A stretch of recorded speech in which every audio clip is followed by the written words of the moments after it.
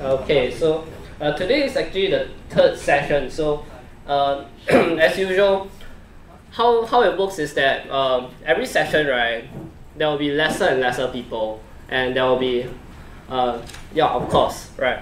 So there might be some reason behind this. Either the person speaking is crap, or the second reason is that they don't find meaning coming in here anymore, which might also be the meaning, which might also mean that the person speaking is crap, right? So no issues. I might not be the best speaker or whatsoever, but I try. Okay, so most importantly is that we try, right? So Code Workshop 3, we will be talking about the second part, the second installment to PHP and JavaScript, right? The first installment to JavaScript, of course. Actually, yeah.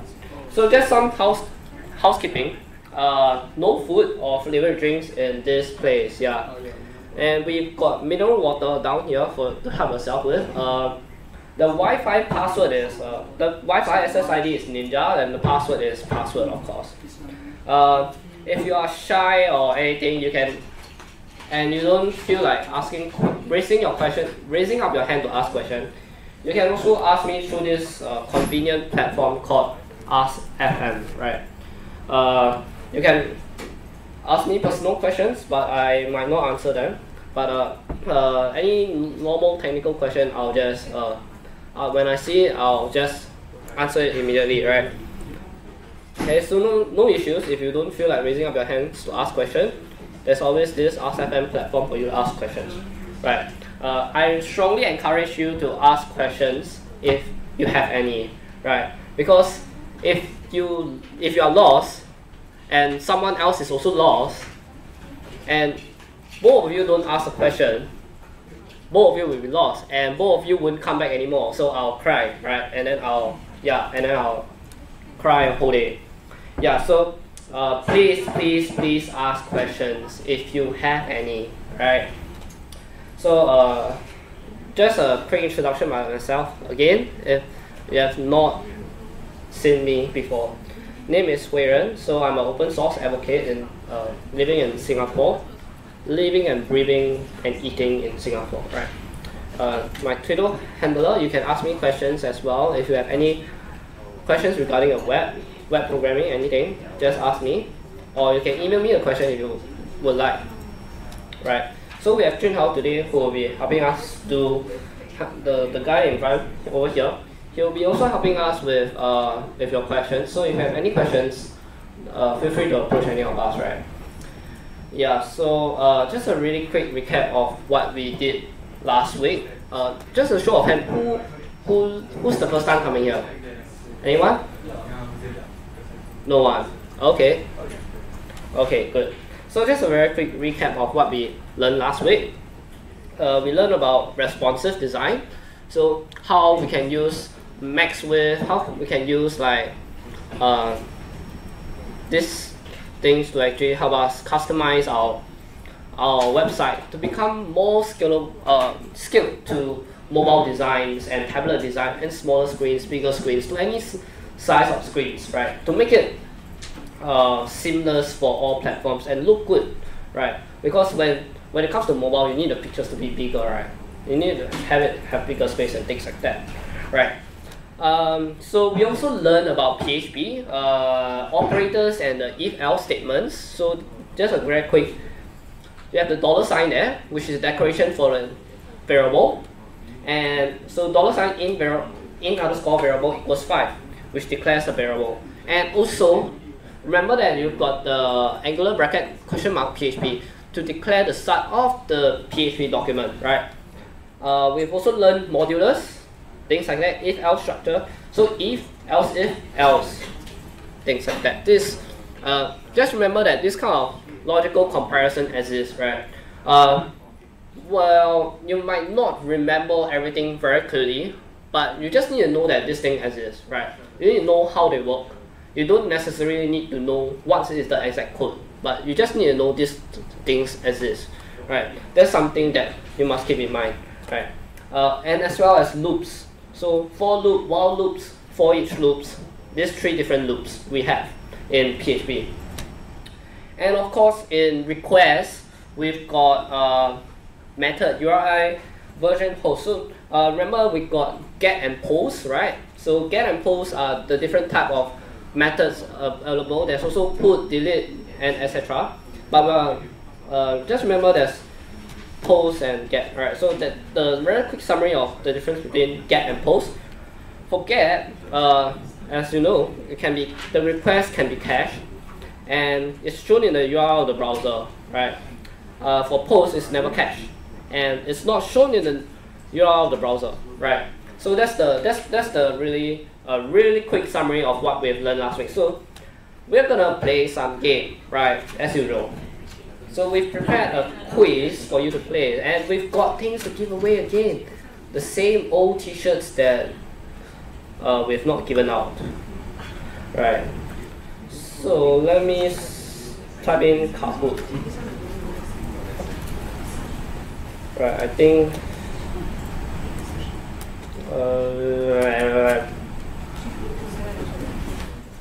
So, are you kidding me? Okay, this is a bit of a problem. Let me just unplug my thing first. Okay, let me unplug and then log in. Just blank screen. Can we blank screen? Just change to GTA. Okay, just change. No, he'll pick up. Okay, so I'll plug out. I plug out already.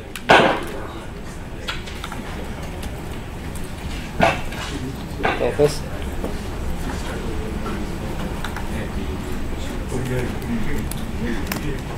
Why have I checked this? You know why or not? Why? You scared of you know your email? No. I'm retarded. Why? This is my password file. Why do you have a password? You should know. Someone like you should know better than not to keep your It's password. better than. Yeah, sure. So let's play. So visit kahoot.it. Visit this URL called kahoot.it. Actually, yeah, this URL here. So kahoot.it. Kahoot. So I think it sounds like an owl or something. So like owls are related to, like, you know, people always say that owls are wise, very wise creatures, right? So yeah, Kahoot.it, everyone in the website ready? Good. So I'm gonna press play, and then it's gonna open up, and there will be a code there, as usual, since it's not your first time here, I guess. Good. So yeah.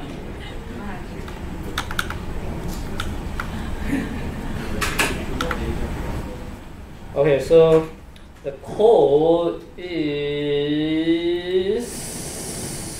connecting 794181. Time to buy some 40.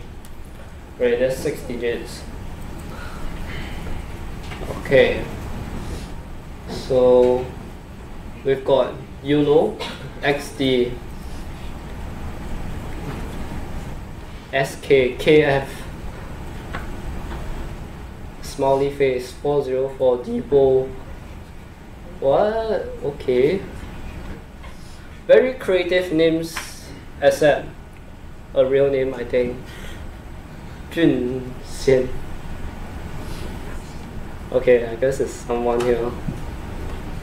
Alright, so how many people are in this room actually? Let's count. 1, 2, 3, 4, 5, 6, 7, 8, 9, 10, 11, 12, 13, 14, 15, 16, 17. So we should have around 17, right? If there's 18, it's wow, really? My name? So 17 maybe? Around 17? Everyone ready? Get set. Get set. But maybe I count. Okay. Okay, now it makes sense. So that's it, right? That's it, right? Yeah, that should be it. I'm gonna press the start button. start. Okay, so 19 questions. Wow. So, what is responsive design? Oh, this is simple. This is so simple. A type of design that responds to user input. Design that provides interactive experience. Designing experiences for different screen sizes. Type of minimal design. 7, 6, 5, 4, 3, 2. All right, great. So 8 of you got it right. That's less than half and quite good, I guess. Okay, so a type of design that responds to user input. I don't know what to say, honestly. So yeah, so responsive design scales with your user screen sizes and all. So it's really about designing different so there's this term called UX, UI, or whatever you want to call it. So UI represents what? UX represent experience, right? So so people design like UX experiences. They call themselves people who design for experiences, design for something, right? So yeah, using media queries and all, you can do that, right? So wow, we got 2 that is 1, right? Ha. And we've got me leading in the 5th place, right? Apparently I'm playing, yeah, right. So why is responsive design important? Anyone knows? I don't know. So that everyone will be able to view your site. Ensures ease of accessibility across platforms. Ensure good UX across platforms. It isn't important. So I think if someone presses like the green one, they need to kill themselves. Okay, so luckily we got 0 here, and majority are correct, right? Okay, so it's okay. Website, right? Everyone can view your website as long as it's on the internet, right? Everyone can view it, right? Whether or not it's designed for the particular screen is another story, right? So that's the thing we want to focus on, and that's about ease of accessibility across different platforms, right? And of course, ensuring a good user experience. I remember what it is. UX really. It represents user experience, right? User experience across platforms. Right. So we got Bibo and 2. Finally at 2, right? And I'm in the 4th place. Right. So question number 3: how can responsive design be achieved? This is so easy, right? I think by flipping tables. Questionable, right? Yeah. Let's see. 7, 6, 5, 4, 3, 2, 1, 2. Using media queries, right? So okay. Okay, so responsive design is achieved using media queries. So media query specifies the max width, the styles for certain screen size and all. CSS max width is just setting a property. It's just a property by itself. It doesn't mean anything. It's just setting a property. Yeah. So don't be confused between these two. Responsive design can only be achieved through using media queries, right? We've got, well, I'm going up the ladder. Okay, so question number 4: what is Bootstrap? So we mentioned about what is Bootstrap last week, and if you probably maybe listen to it, you might know, right? So front-end library, full stack framework, front-end framework, site designer.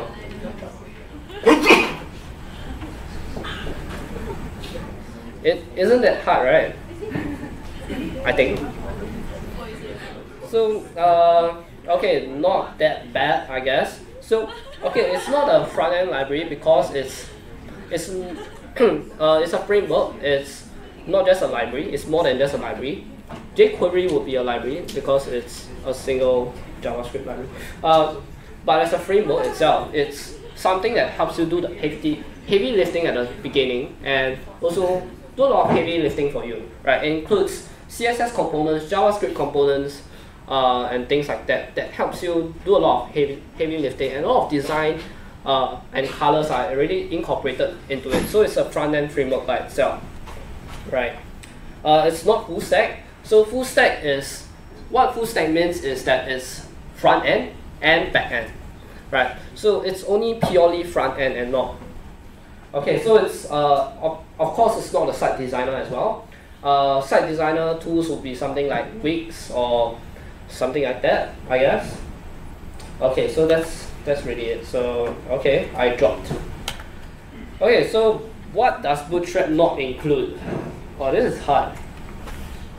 CSS, Webpack, jQuery, React.js.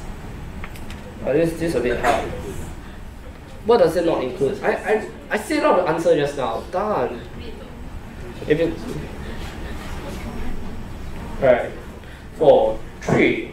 Okay, so it does not. Okay, so pretty good actually, I guess. So most of you know what it is, right? So it's a front-end framework that has both CSS components and JavaScript components basing on the jQuery library. Actually, it doesn't really include the jQuery library by itself, right? Shit. But okay. Webpack is the tool that's for building. That we probably would be learning in the second part to JavaScript, probably, maybe. So it's a tool that allows you to do packing and stuff. So React.js is a library by Facebook.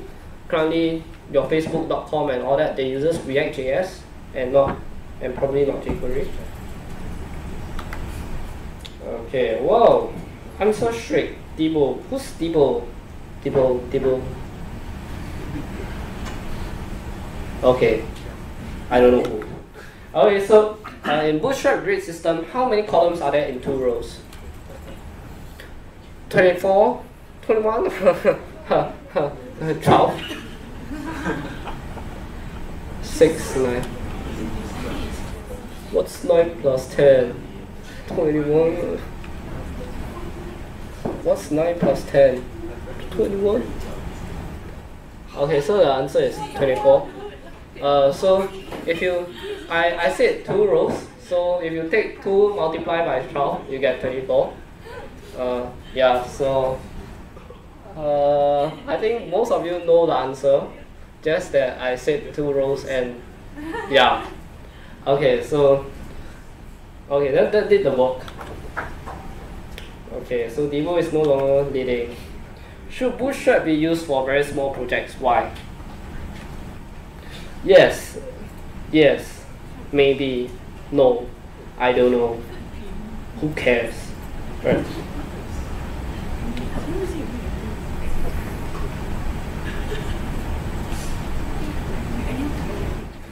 Four, 3, 2, 1. Oh. Okay. Shit, I think I didn't teach good enough last week.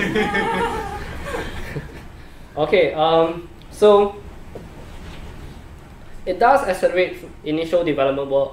It does simplify cross-device design. At least you didn't choose the third answer. Okay, so it does this too, but it shouldn't be used for very small projects because it's very large in size. You have seen how many kilobytes it is. It's like 300, and then you have the jQuery library and stuff, and it's really huge already. So it's really bulky. So if you are really doing a very small project, you should be just writing your own CSS styles, and that should be it, right? So yeah, so the correct answer is no. It's very bulky and slows down the web.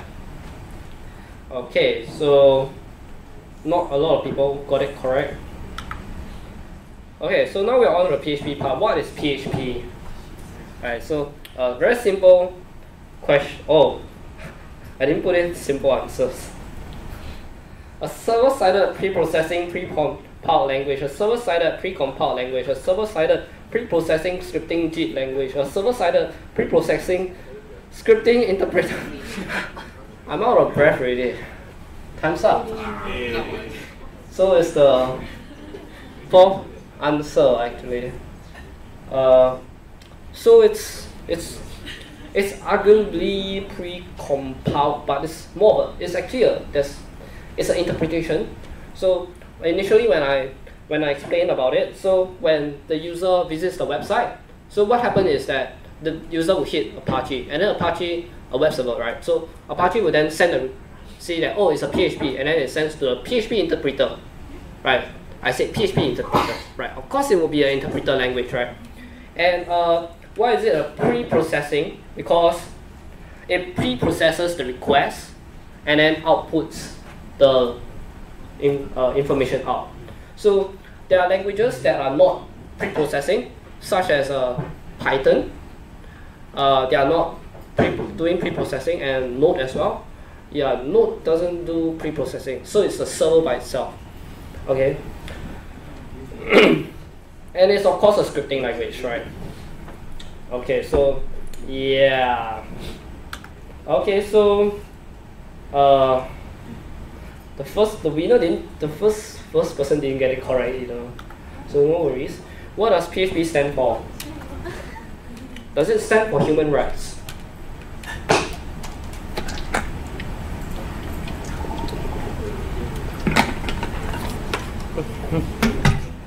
Pre-hypertext processor, pre-hypertext preprocessor, PHP hypertext preprocessor, post-hypertext preprocessor.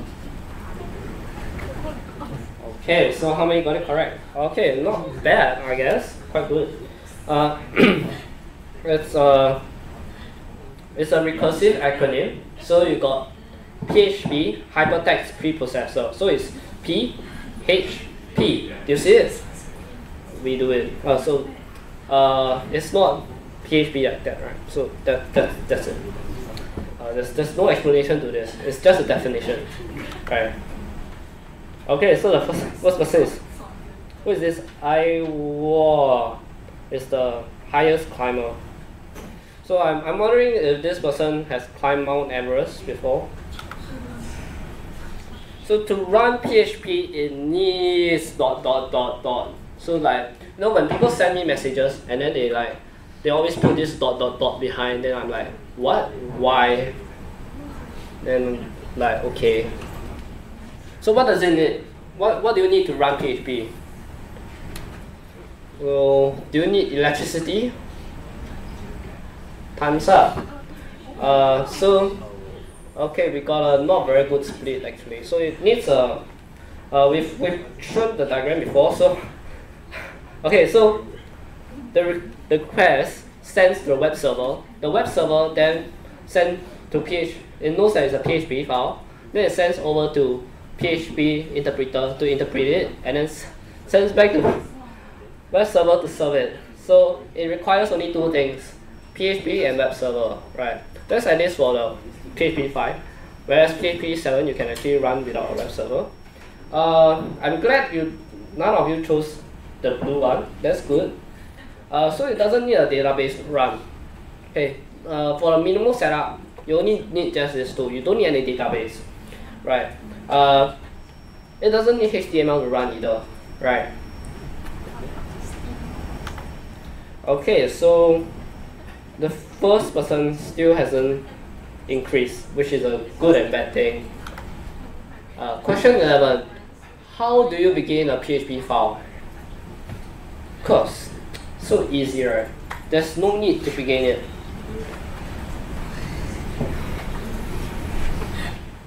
Wow, that's fast. Okay, good. Wait, really? Did someone really choose this? Okay, good. It's good that majority of you know that it's the angular bracket question mark PHP, right?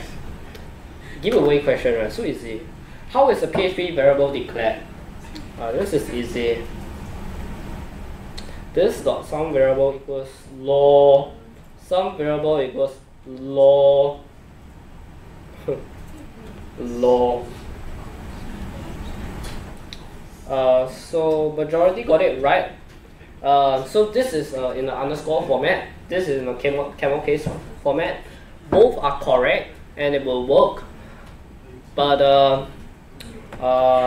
what is that? In PSRs or PHP standard recommendations, it's preferred to use underscore instead of camel casing, right? So this, technically speaking, the blue one is a bit more correct, but both works, right?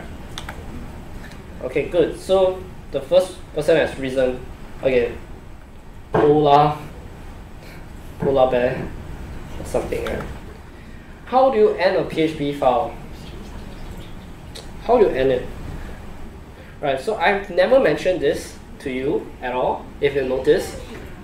I've never mentioned this to you before, right? Did I? Okay, so yes, there's two answers. There's no need to, and there's a question mark and dollar sign. What dollar sign? Question mark and an angular bracket. This is the way. The blue one is not correct. There was a trick answer, I guess, that tricked people. So you don't actually need to end a PHP file, but if you want to, you can, I guess. You want to end a certain part of a PHP and then input HTML data, you can use this. Right. So next, wow, Polar took over. Oh, 404 is making a comeback. Right. So what is the default type of a PHP variable? Right. Integer, string, juggling, there's no default, it needs to be defined. Integer, I spelled this correct, right? So juggling, right? I think I need to kill myself right now. Okay, so I think I didn't go through this deep enough, I guess. So by default, the PHP is it will take whatever you pass it in, and then it will change and morph to whatever it needs, right? So it's a juggling variable type, right? It juggles around, right? There's no need to convert from an integer to a string. There's no need to do manual conversion. It's a weakly type language, right? So it's juggling, right? So this tree is wrong, right? And not right. So it's left. Did the first person get it correct? I think, maybe. That's good. Which of the following is a logic statement? Okay, this is a very stupid question actually. All of you will get it right if you answer. I'm serious. Okay, so yes, all of them are logic statement. No points for this question actually. Just testing, yeah, just testing. Which would output a variable value? What is the answer actually? Oh, okay. Okay, good. Majority of you got it right. So as I mentioned before, if you use a double quote, you can actually use the variable right into it. And when you use a single quote, you can't throw in the variable. You must put it like that, then concatenate it with a dot. Right. Okay, good. So we've got KF still leading the top. 17. What logic operator should be used to result in a false?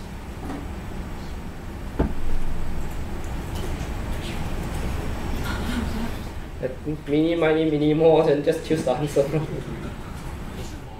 Oh, not bad, not bad. So, single equal sign is a set, so you set the variable. A double equal sign is a loose comparison. A triple equal sign is a strict comparison. When you have string and an integer, this would result in a false. So it's the third one. And the fourth one, it doesn't exist, right? There's no 4 equal sign, it doesn't exist, right? So I think we are almost close to our last. Which of the following will result in an infinite loop? Okay, so oh, this is so obvious. Why did I put it in?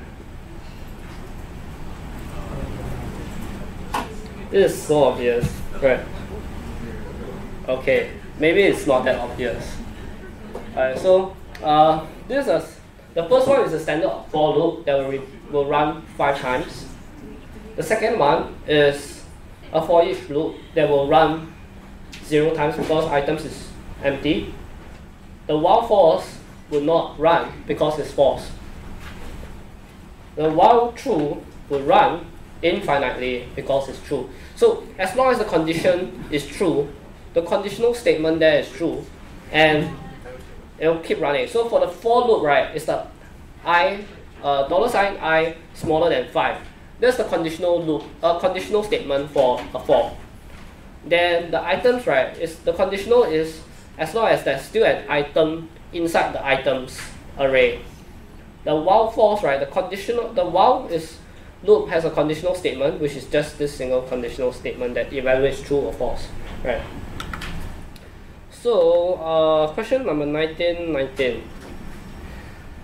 Okay, this is very simple, right? You've got only 2 answers, right? I don't think it's that hard, right?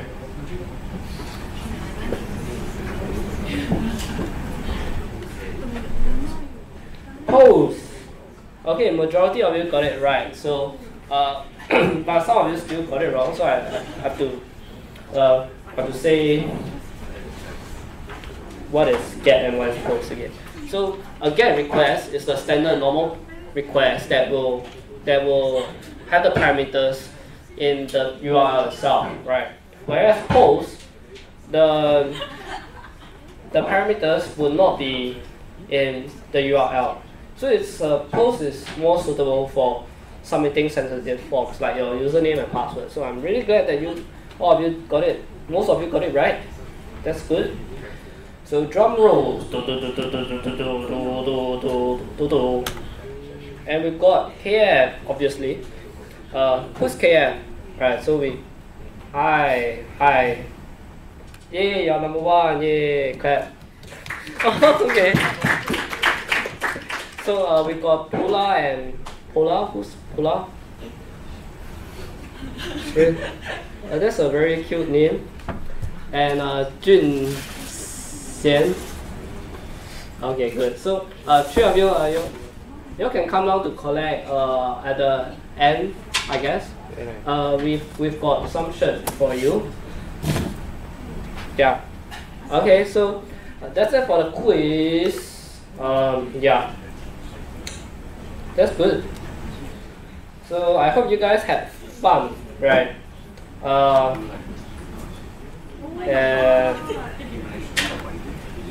Let's just close this thing. Right, so we are on to something this time. So we've done a really in-depth recap and explain and clear your queries of any particular query. So just in case for those who didn't come just now, so I just want to show you this. So again, the Wi-Fi SSID is Ninja. Password for the Wi-Fi is password, right? If you are shy and don't feel like raising up your hand, you can ask question on ask.fm, right? So ask.fm / my full name there. Yeah. So yeah, ask any questions if you have. Okay, so for those who didn't get the previous workshop code, this is the bit.ly URL. Open this up. I'm not sure is this an L or I. I think this looks like a L to me.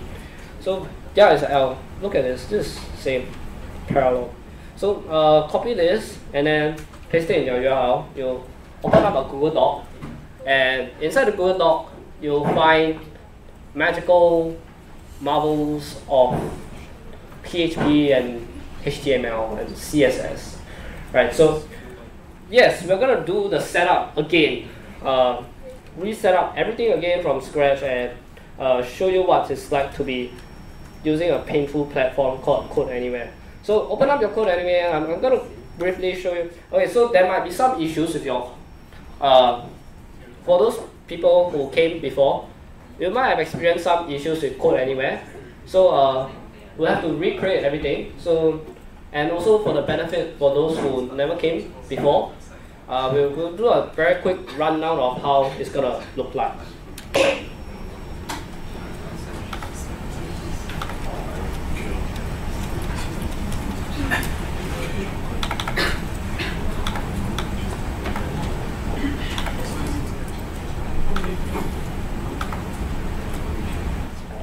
So I'm going to open up codeanywhere.com. If you have not registered an account there, please register an account. Okay, so I'm going to destroy the container that I have before.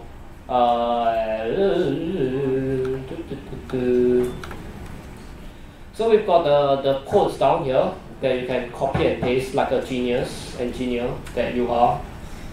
Right. I feel lazy already. So should I delete? Anyone here have never came here before? Raise your hand. Okay, good. So I'll just destroy everything, right? Like a evil person I am. So I'm gonna. How do I destroy this? Right. So go to codeanywhere.com, register an account, then go to your dashboard first. Go to your dashboard, go to your dashboard, yes, go to your dashboard, and you see like default, you see a default project in your dashboard. So codeanywhere.com/dashboard. There will be a default project, delete that default project. Oh wait, but no, you can't delete it. See, when I try to delete, I don't think I can, right? Are you kidding me? Yeah, I really can't. So, so create a project. Create a new project, then delete the default one you had. Okay, so create a new project in the dashboard, and then delete the default one. Yes. Then once you deleted the old one, go to your new project, open up a new project. It will show up something like that, right? Something like that, right? So I'm going to destroy everything first.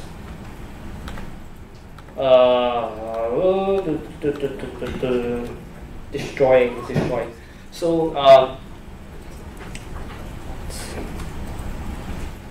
it's very evil. It's destroying it. So once you come to this page, are you at this page? Something like that.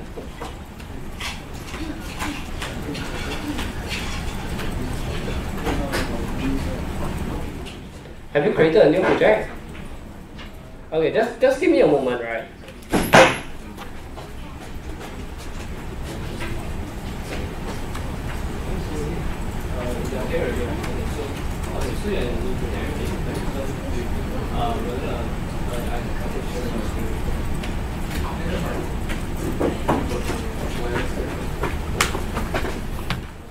So right now we have the new project here, and we're gonna right click here, right click, new connection. You see this new connection thingy here, click onto it, and I have to decrease my screen size because reasons. Right, so search the stack here, PH, and then just type PH is enough, right? And then you see this thing here. I'm not sure you can see it. Can you see it? Yeah, so it's PHP, then this thing, then CentOS 6.5. Click onto that. Click on that thing, then name it. Then give your container a name. Right, something like a very creative name like John Cena. And then press create. Right, so it will say create container. Yeah, so it will say, oh, I'm creating a container right now. So if you are experiencing issues with your previous container, try to boot it up. If when you put it up, it doesn't boot up, and you're still having some issues, destroy it and then recreate. Yes. So yeah. So right now it's deploying the container, and we are having so much fun. Right.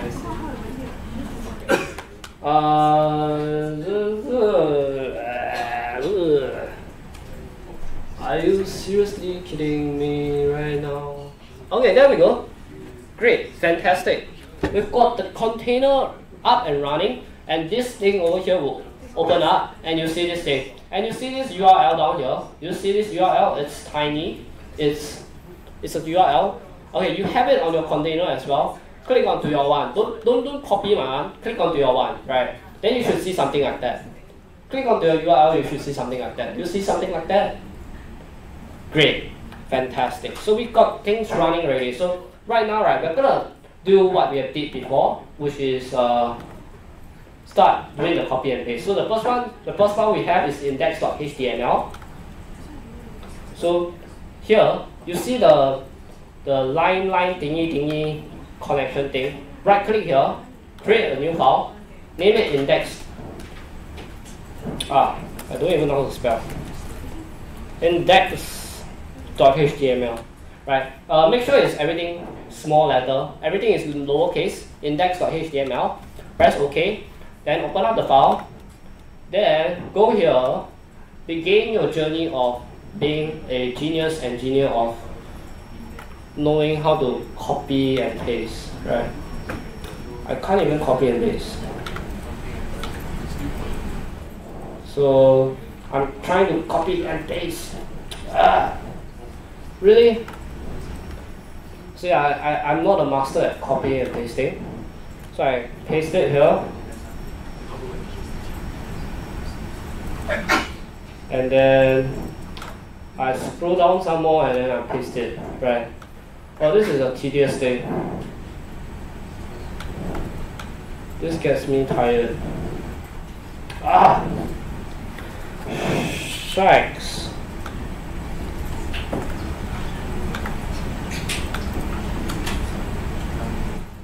Whoa, are you kidding me? I think I'm stupid or something. It doesn't like me.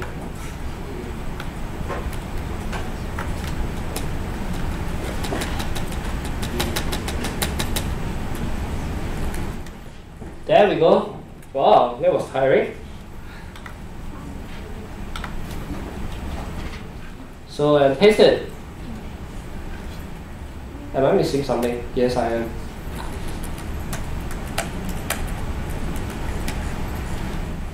Wait. Yeah. Okay, good. So we've copied the index.html. Press Ctrl S to save your file. Once you've done that, you may proceed to copying the second part. Oh, this is really tiring. Okay, so create a new folder, assets, name it assets, then create a new folder within assets, name it CSS. Yes, boss. Okay, boss. Then create a new file, name style.css. Try not to go out of style.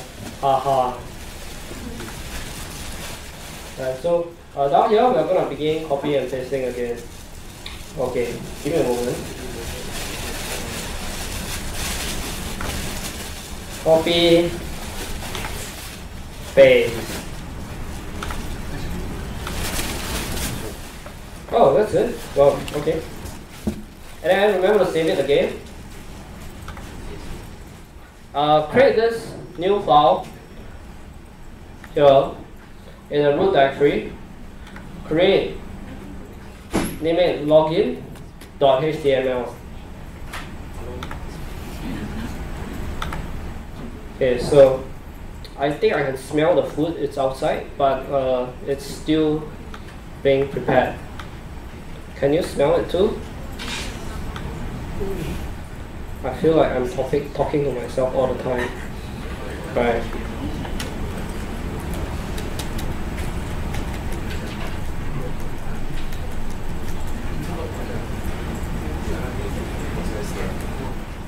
So copy, paste. Right. Wow. I should apply for a master's in copying and pasting. Right. And then create create another file name in the root directory, create file login.php, right? And then, of course, we're going to do something genius, which is copy and pasting, right? Did I copy it? Nah, I didn't.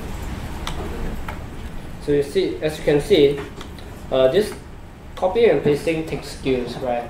Not everyone can master it.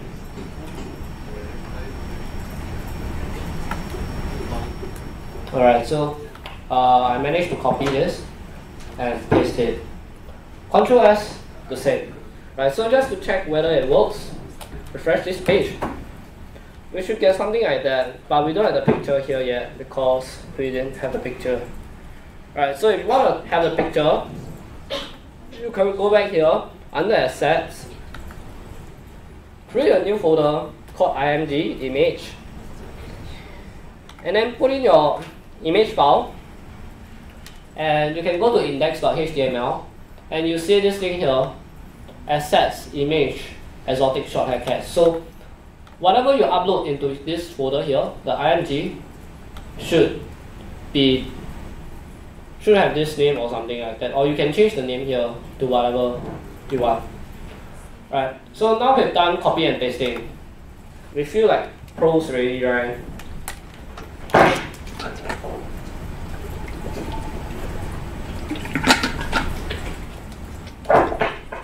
Has everyone mastered the skill of copying and pasting? That's great. Sorry? I suppose to get the code from this URL. Yeah, that's the URL. You should see a. It's not an L, it's a capital letter I. Oh, it's a capital letter I. Yeah. I must be. Okay. So everything good? Okay. So previously we've talked about logging in and things like that. Trying to log into a user doing stuff, right? We've achieved the new paradigm of being able to log in, right? By defining our user login information in an array, right? We've achieved that, and we are on our way to becoming geniuses, right? But the question is, how do we identify a user, right? We got the login system, but then we can't always ask the user to log in every time a person visits the page, right? There must be a way to persist the user or something, right? Does anyone know how we can do this? Anyone? No one? Okay, so we're going to introduce this new topic right here. Brand new topic, fresh out of oven, really hot right here. We call it PHP sessions. Yeah, it's the not the latest, coolest technology, but it's the hottest right now, right? It's like the, yeah. So PHP sessions is about being able to store an unique session ID on the client browser, right? So client can be a browser, right? So it can be done in two ways. It can be stored as a cookie or be appended to the URL, right? So every time you visit a page, the page will have some URL parameters on top. That will be the unique session ID, right? Or the unique session ID, right, will be saved as a cookie on the client on your browser, right? And on the server side, it does some magic, right? So how you can identify the user by storing some sort of data onto the user, by storing the session ID onto the user. But how does the server knows that this session ID is belonging to this particular session stuff, right? How does it know? Well, it has to store that thing somewhere, right? And of course, it stores it somewhere. And this somewhere, we call it on the server, right? It'll be saved as a session file, right? So on the server itself, in a temporary directory, it will be saved as a session file, yeah. and inside the session file would be the session data, right? So in that way, the server would know what this client represent on the server, right? It's unique as well, just letting you know. So if we take a look at php.init and under session, how do we know where it's being saved at, right? So there's this thing down here. You look it down, look. So the save handler is files. So it's being saved as a file. The session is being saved as a file, right? And there's no save path being specified. So by default, it goes in the temp directory. So it's just a slash tmp, right? So that's where the sessions lies within the server. And for the user, browser, cookies, or the URL, right? So the session, right, is also, you remember your get and post as the super global variable. Well, for session, we've got a super global variable as well, right? Notice how I say super global variable as if it was a Superman. Yes, it's something like a Superman, right? But it isn't, right? Is it? So, so the question is how to session, right? How to session. So, we're gonna do some really simple code typing down here, which is really simple, right? So let's take a look. We've got our standard Angular question mark PHP declaration as usual to tell the entire world that hey, we're gonna start writing PHP code here, right? And then we're gonna use this thing called session_start. So what session_starts means that it's gonna start the sessions. Well, so obvious, isn't it? So bloody obvious, right? So when it starts the session, there will be session information available. So the session global variable would be available for manipulation, for getting information and setting information as well. So you could possibly do something like that with the super global variable. So something like this: $_session square bracket, because it's an array just like the super global variable of post and get, right? So remember your super global variable get and post?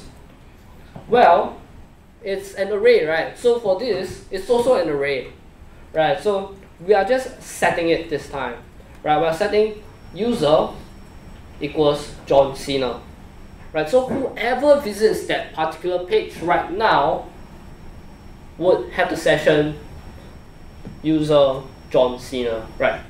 The people who doesn't wouldn't have this session user thing, right?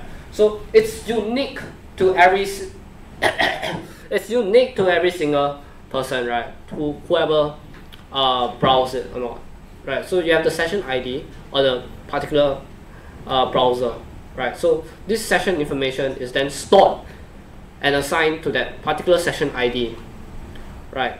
So if let's say we've got one person that visits this website and the other who doesn't visit this website, only the first person would have this data. The second person wouldn't have it, right?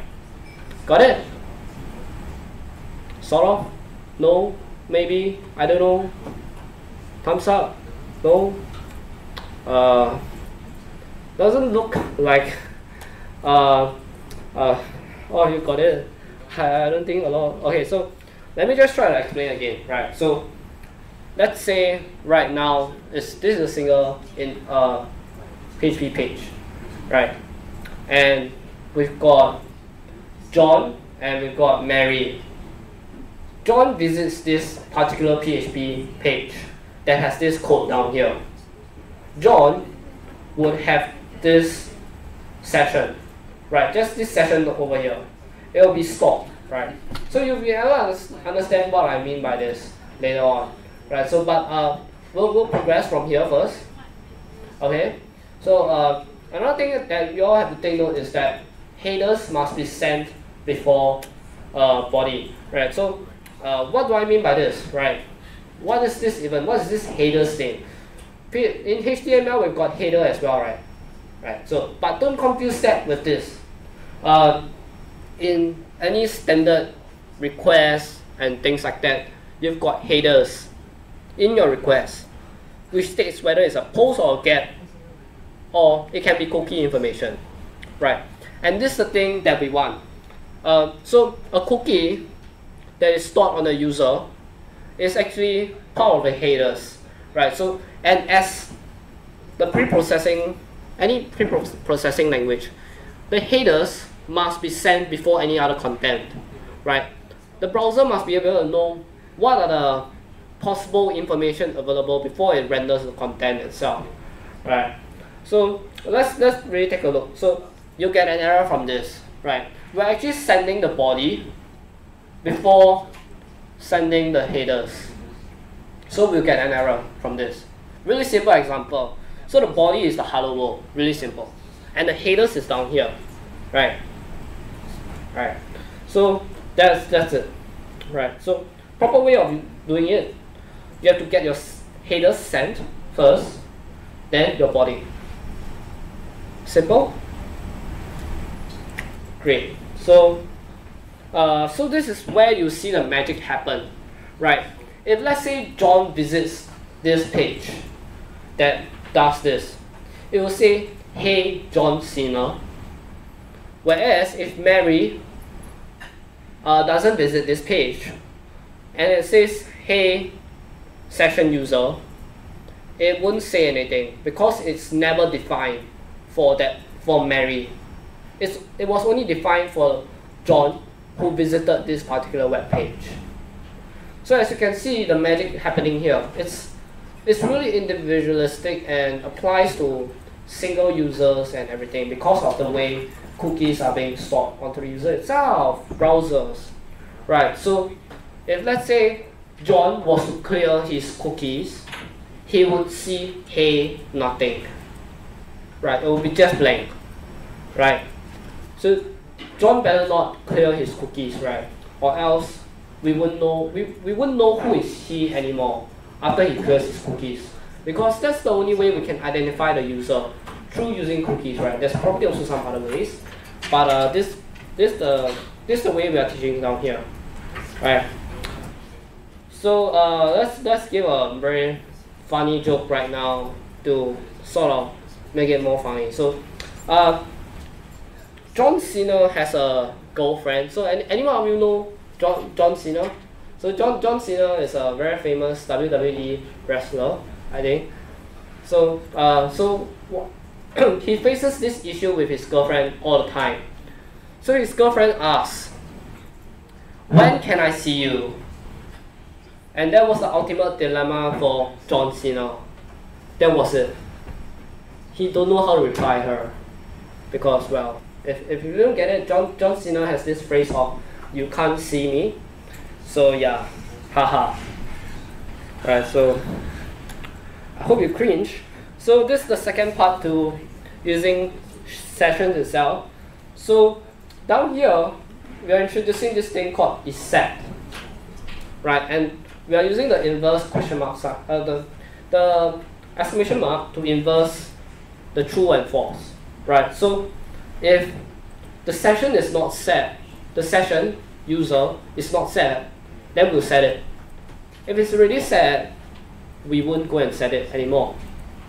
This is using an isSet function down here. So we're just reintroducing to you this isSet function down here, right? Well, it's pretty explanatory of isSet, like, is this set or not, right? Yeah, so, and we just now sort of log him in, but we didn't know how we log him out, how to log the user out. So to log the user out, you need to do session start again and do unset session user. So it's basically unsetting this session array detail, particularly to this user here, right? So the detail there, the variable will be unset, will basically be, reverse of setting, right? So when you set, it's using an equal sign, right? So when you unset something, it's using unset function, right? Simple, clear? Not clear? Okay, so let me just explain. So you know you got your equal sign to set a variable, right?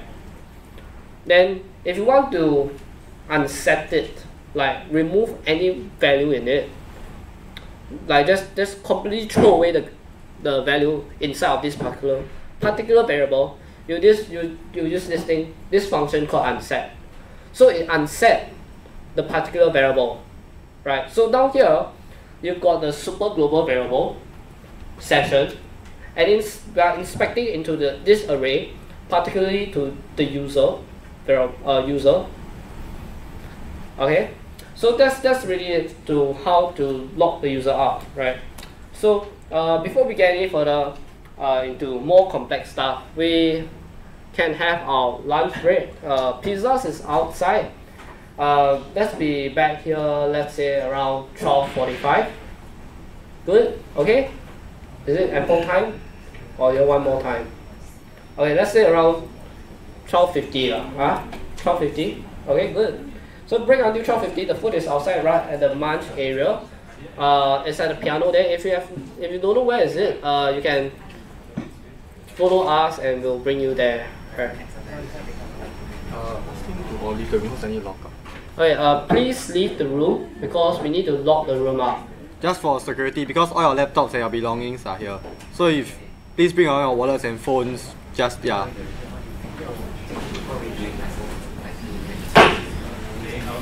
Are you teaching me something very important?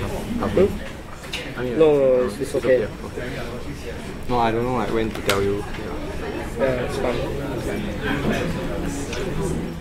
I think they look very confused. Everyone look very confused.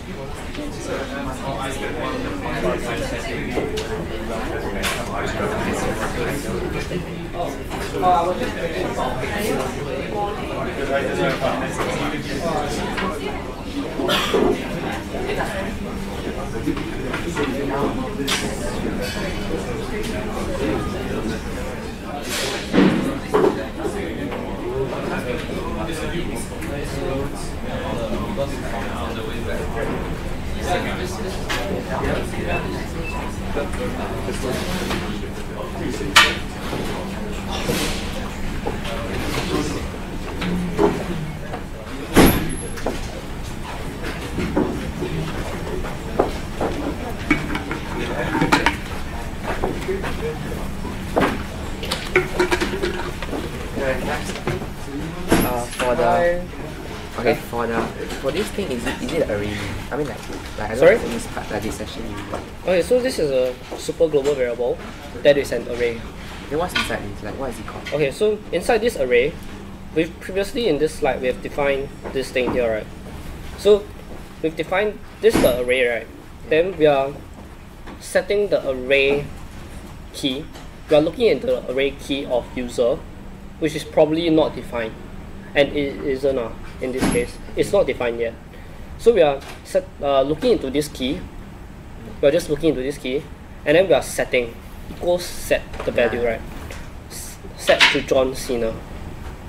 And then this function basically checks returns a true or false value. Yes, this is set. It's just checking whether it's this value here, this super global variable array, and this particular key within this array has a value. Yeah, then like what's this thing called? It's a key, is it called? Yes, this is a key. And it's part of So the this array. is a key. It's inside. Yes, it's inside the array. So in that array, you have a key and a value. Yeah. So Yeah. this is the key, and this is the value. But how many value can the key store? Okay, so it can okay. For integers, it's up to 32 bit. For string, it can be as much as your memory can support. So if you put an extremely long string, right, and you run out of memory, of course But then, like how many can you store, like the variables wise? Oh, you can even store it inside another array. You can store array inside array, then Oh yeah, okay. Yeah. infinitely, and Okay. yeah. Okay, yeah, thanks. Okay. Hello. So I think I'm gonna ask like a stupid question, Yeah. like Oh, there's no stupid question here. What is it? And maybe uninformed questions. PHP, is it part of HTML, like CSS or something? Okay, so you've got HTML, CSS, and JavaScript on the front end. Okay, so this kind of things is enough to do a website. You've got actually just HTML alone is enough to do a site without anything on it, right? So CSS styles it, right, and then makes it look nicer. Then JavaScript adds the interactivity there. Then these three components would suffice for a website. But let's say you want to do something more dynamic. You want to customize content for the user. You want to be able to log the user in, register the user, and things like that. You need some dynamic things, right? Because HTML, CSS, and JavaScript, they are static. They can't be changed on the fly, right? They are content that cannot be changed on the fly. So you need a server-sided language, like probably PHP, to be able to do some magic and then like do whatever it needs to output dynamic data. So these data are all dynamic and can be changed to whatever you want it to. Yeah, we're playing with the variable inside the whole coding thing, right? Yeah. So this is the server-sided programming stuff which is PHP. More of like you go a website, website, right? You see the website is always the same thing. But then for stuff like Facebook, they'll automatically update itself every time you visit the page, right? That's more of something. The idea is PHP. Then those websites that display information is more of the idea of HTML and CSS, which are like static, which don't change over time. To physically change, you have to change the code themselves rather than just editing the server side. Yeah. Something like that. It's not the proper explanation, but that's more of like the way I see it. No, it makes it clearer. Yeah. So it helps.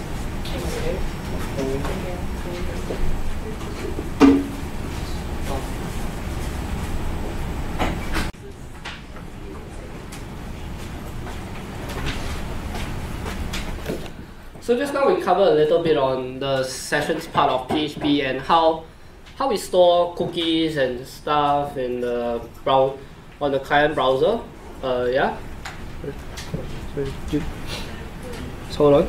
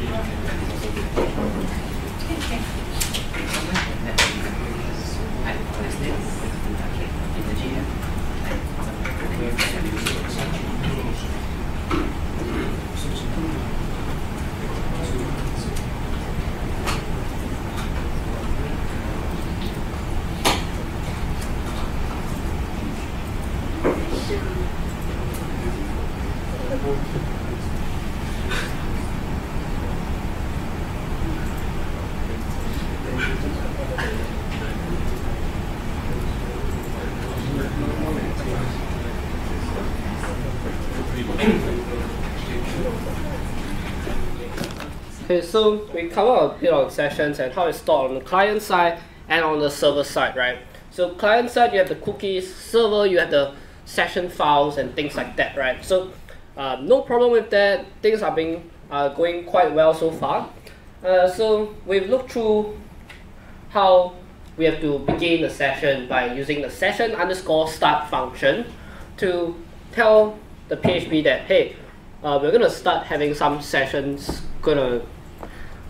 start doing some sessions here, and then then you can do some session stuff. So like setting sessions for the user and things like that, right?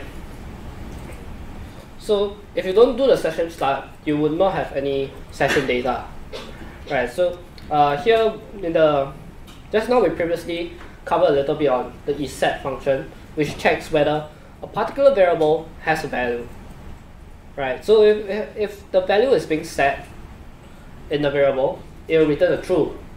If there's no value, it will return a false. Then we also revisited the exclamation mark, which is the inverse operation of a true false. So if the If the output is a true and you put an exclamation mark there, it becomes a false. If the output is a false and you put an exclamation mark there, it becomes a true, right? Simple.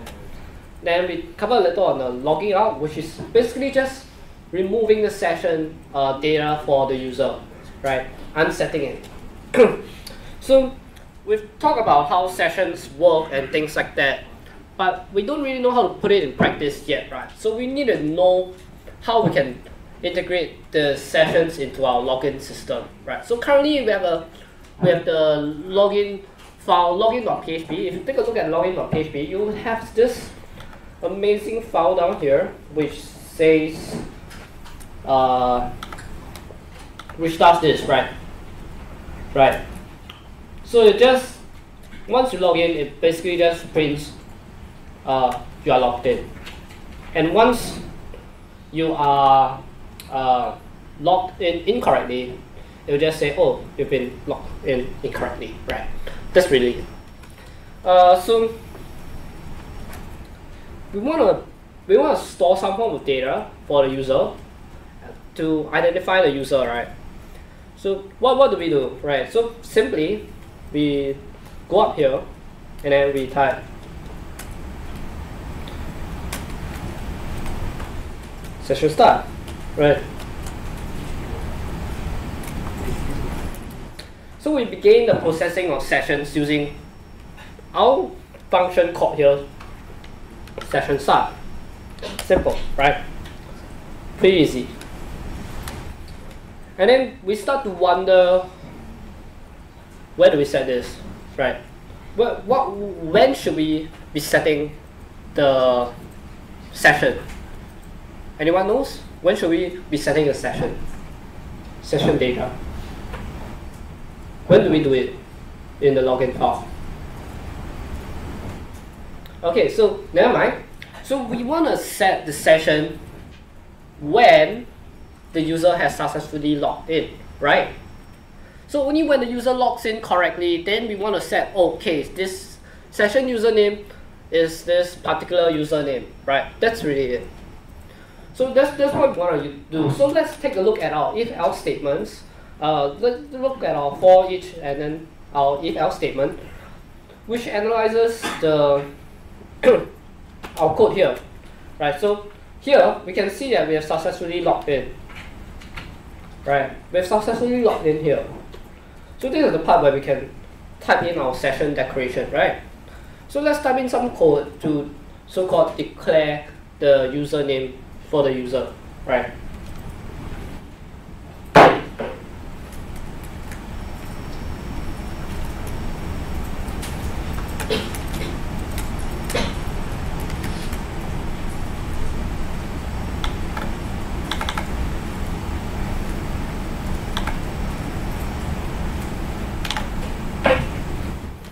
So down here, with if let's say the first user is Fabian tries to log in and then logs in correctly, then we get session, our super global variable, which is an array, and then we set the key of the array user into username equals username. So actually, what this looks like as an array would look something like this.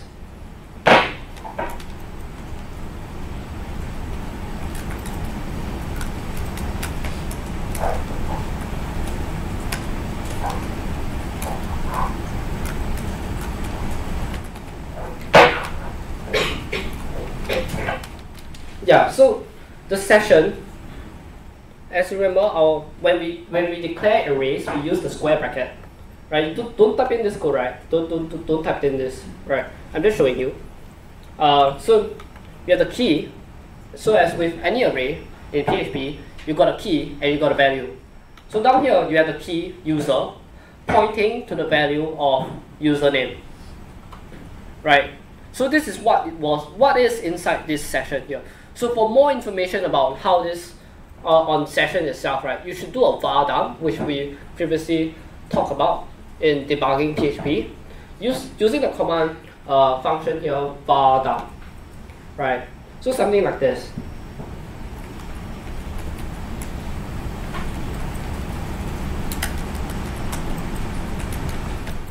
Right, so let's actually try this thing out and go to our login.html.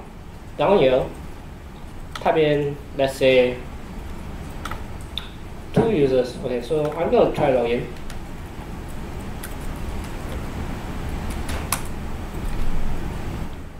So we went to bar down that thing. So this is the bar down result over here. Can you see it?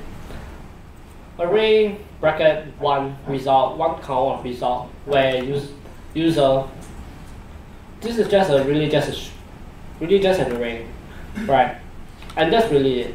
Nothing really too special about it. Just that it's a super global variable. Don't worry about it. So now that we've successfully assigned the session user equals username, we now know that this particular user is this, right? So let's do some. I'm just gonna show you what do I mean by that. I'm gonna create a test file. Okay, so you can follow along if you want to.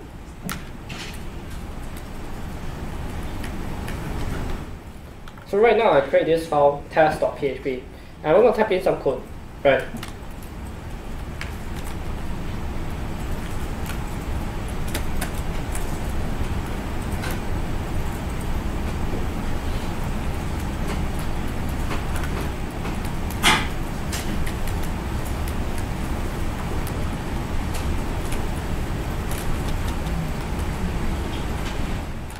Right, so if let's say right now I've logged in successfully, so when I go to test.php,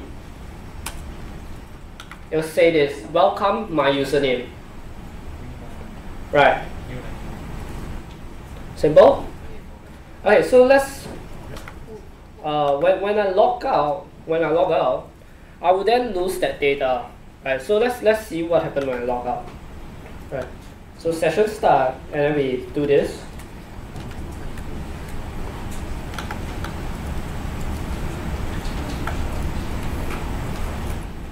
We unset the session. Right, we can just unset the entire thing, and then we lose everything in the array. Right, and see what happened. Right, refresh the page, nothing should show up, and then we go and do this again. Right. Are you kidding me? Just save it.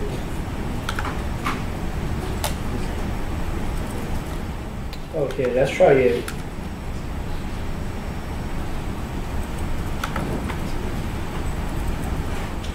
Unset.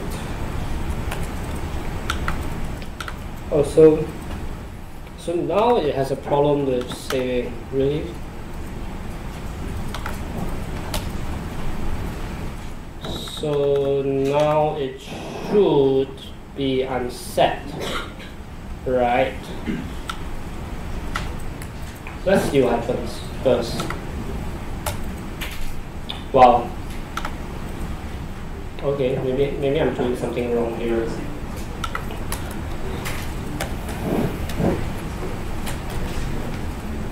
Let's see like that.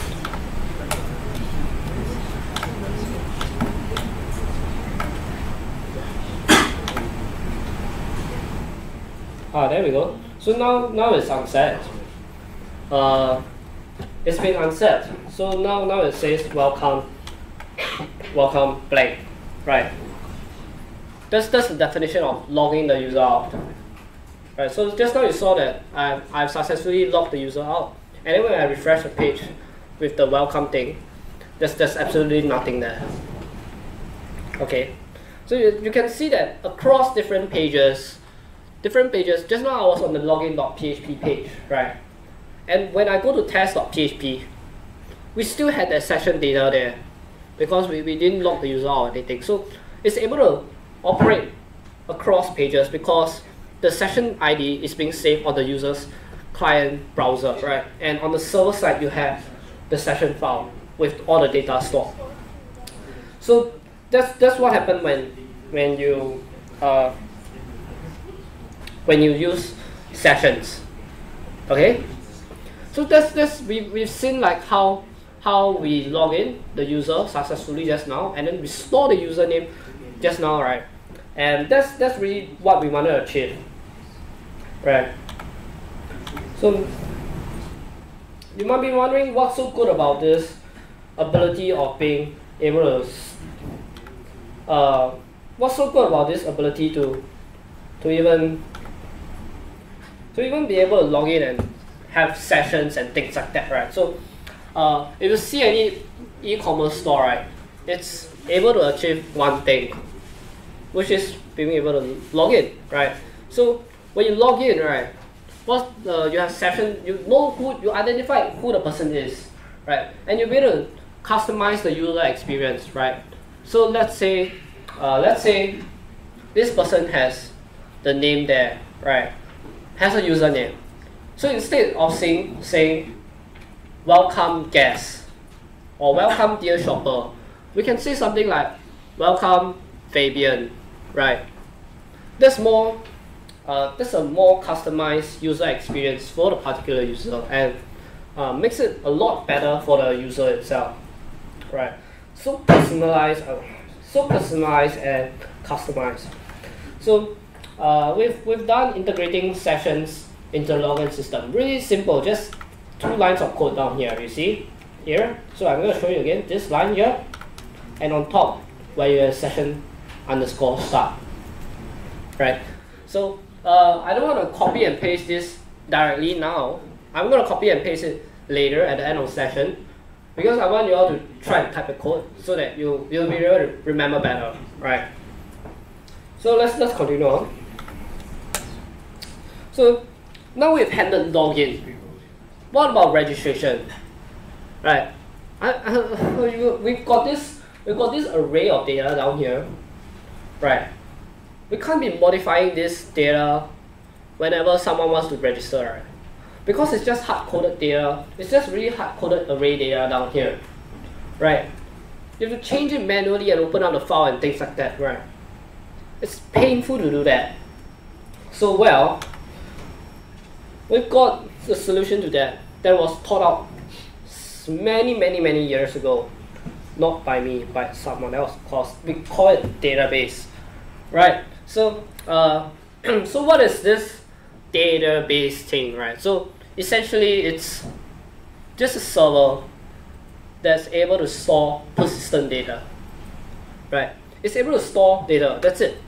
That's really it. In a well-formatted way of tables with rows and columns. So I'm not going to visually show you how it's going to look like. Yeah, so with the ability of storing persistent data, it also gives us a better ability to do read and write, right? Just now we have this array down here. We can read it, no issues. But if we want to write it, we have to change the file, right? That's not a very convenient way of doing things. We can't be handling 100 users manual registration, right? So for now, we're going to focus on this particular topic of relational databases, right? There's different kind of databases out there. You might heard of, like the NoSQL databases, and what else is there? Like relation-based database, which is a bit different from relational database, which is based on true relations, and many other kind of databases out there available for you, right? But on this topic itself, we're going to focus particularly on relational databases. So things like MySQL, MariaDB, PostgreSQL, and many more, right? We've got Oracle DB as well, which is RDBMS, right? So relational databases can be short form into RDBMS, Relational Database Management System, right? So RDBMS for the short form of relational databases. So it's table-based format for relational database. We have columns and tuples, right? And tuples are basically your rows, right? It's just a nicer way of putting things, right? So something like that, right? So you have a table down here. Do you see a table? Okay, so for the first one, I can't see this. I can't see him. So we've got the username. We've got this column down here. It's the username, right? And we've got another column down here, which is the password. If you look back to our array itself, we've got something similar, right? We've got username equals pointy arrow, whatever. Password equals blah, blah, blah, right? So down here in the databases, we've got something similar to that, right? So each row or each tuple we have here is a new record of data, right? So this is one new user. So from here, we can obviously tell that the password of John Cena is "you can't see this," right? And as for Taylor Swift, the password is "I love Tay 123," right? So we've got these two, very, very simple, right? But just a minute, right? So we've got data down here and things like that. We can somewhat search the database for data and things like that. But how do we index things, right? How do we know this is the first one? How do we know this is the second one? Alphabetically? No, we can't, right? So we have this thing called indexing that we need to do in our database. So we're going to do some basic, very simple indexing, which is through ID, right? So for the first one, we'll give it an ID of 1. For the second user, we'll give her an ID of 2, right? So probably when the user registration was done, John Cena registered first, followed by Taylor Swift, right? It's incremental, right? You know how it's being increased, right? So 1, 2, 3, stuff like that, right? So we're gonna run some terminal commands. So right here, down here, if you right click this thing, there's this thing called SSH terminal, right? Do you see this? Of course you do. So I'm gonna paste a bunch of codes that you don't really need to read through. Okay, so give me a second. I'm gonna paste this SQL code down here, the terminal codes that we can run. Down here. Okay, this is a bad idea.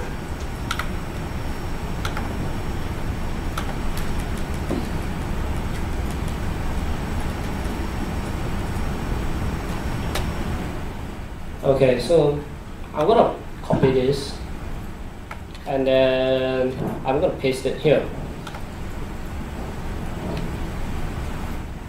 Oh, it's white.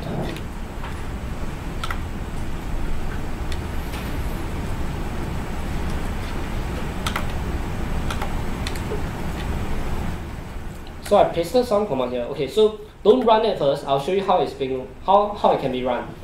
Right. So we just now right click here and press SSH terminal, right? Have you all done this? Right click SSH terminal and you see this thingy here, down here, you can see. And when you press enter, a lot of times it will do this. Right, so the first thing we want to do is we want to run the first line of command, which is MySQL -u-root. Right, so okay, so we pasted it in here, and then we hit enter. Right, so we log in into this thing, this terminal MySQL thing, blah blah blah blah blah. Right, everyone got to here? Everyone got here, right? So right now, you're gonna do the most simple thing ever. Copy the entire line here, entire thing. Yes, the entire thing. Copy. And then just paste that in. You should see this thing say query OK, 0 rows affected thing here, something like that. Query OK. Everyone got query OK? All good. So remember, just go here, copy everything from create database, my commerce, down to this last semicolon, right? Remember the semicolon is very important.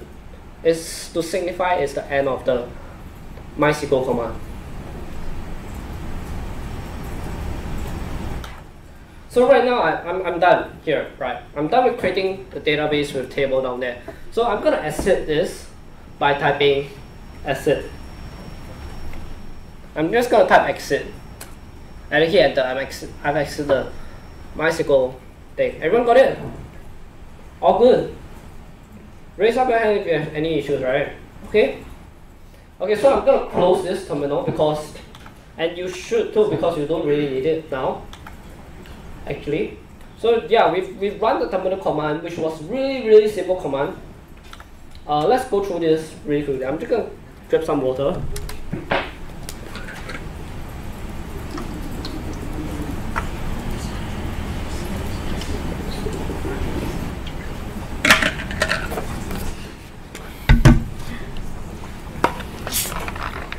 No sweet drinks allowed.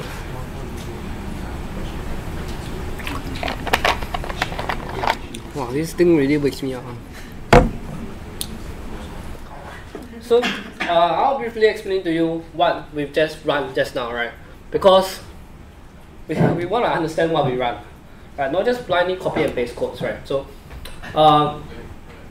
so we're actually diving into new world again, right? So we're diving in this strange world of SQL commands, right? This really fascinating world, right? With this really fascinating command lines that you don't really know, and you should start knowing now. So okay, I'm gonna explain really quickly to you what we are trying to run here in terminal commands here. So at the first line, we're gonna call to MySQL, which is a database that I've earlier on mentioned.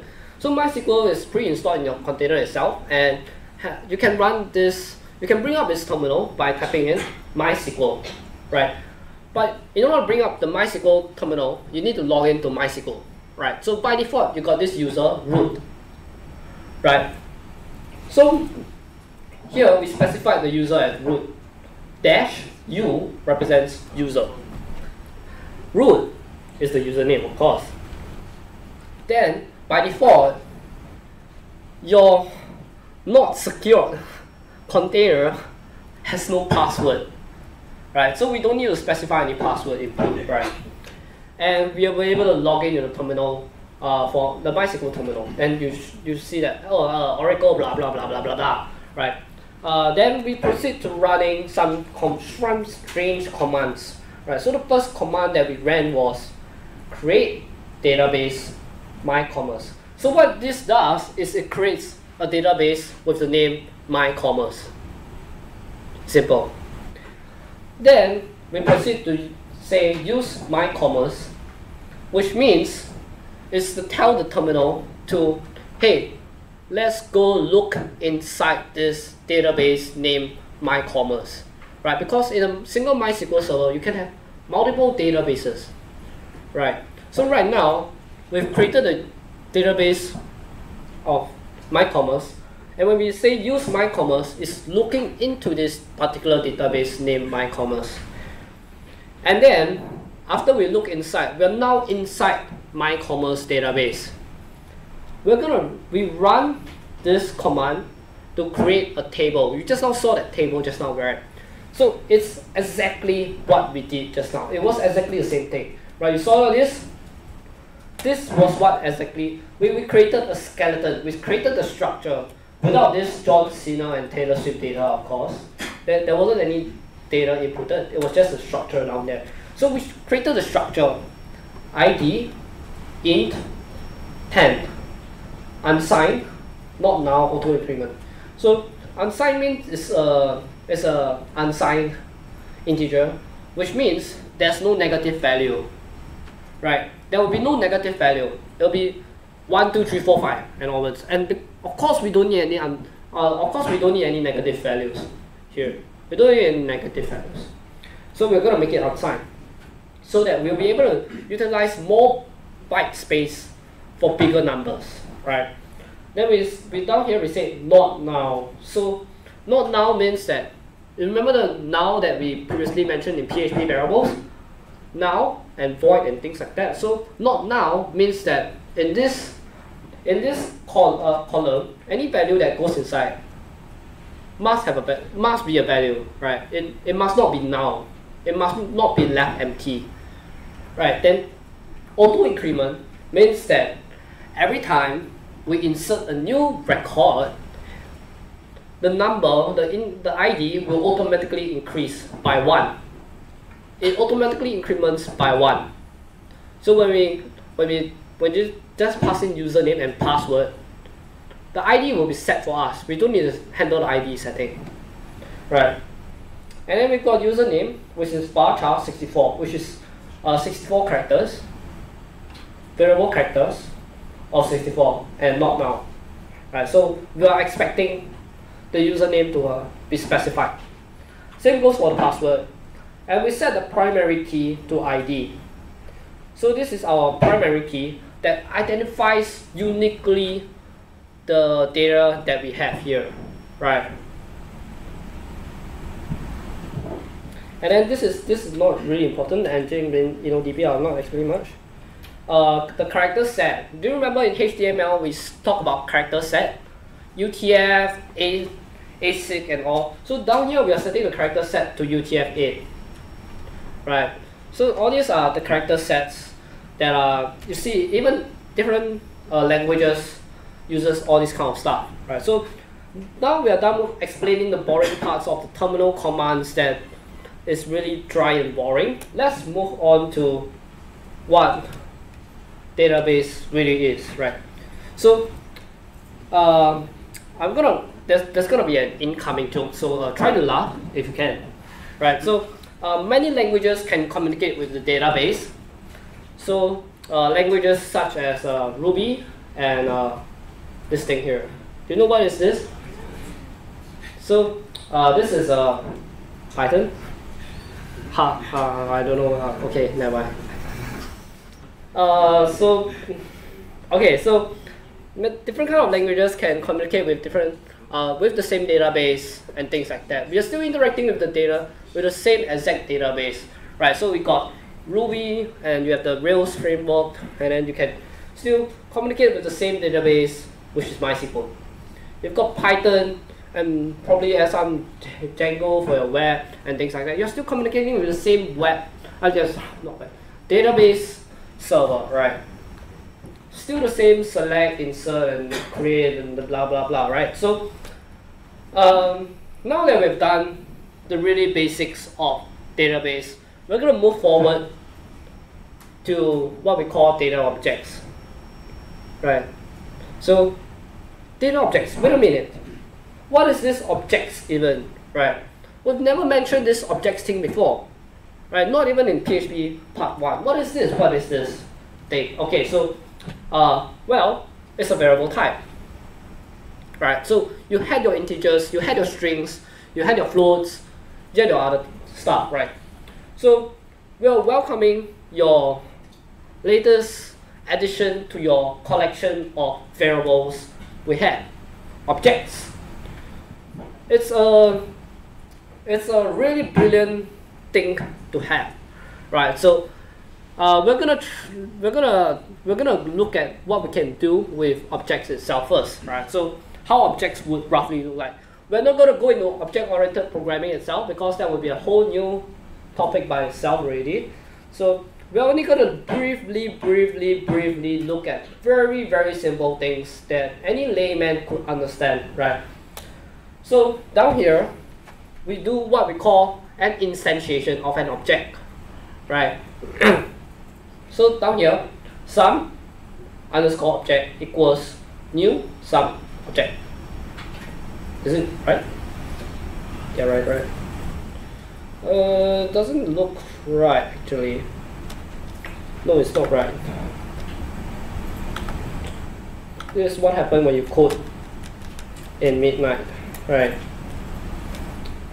So I think this is wrong and should be, no, this is correct, right? JFC. Okay, well, let's look at the documentation, right?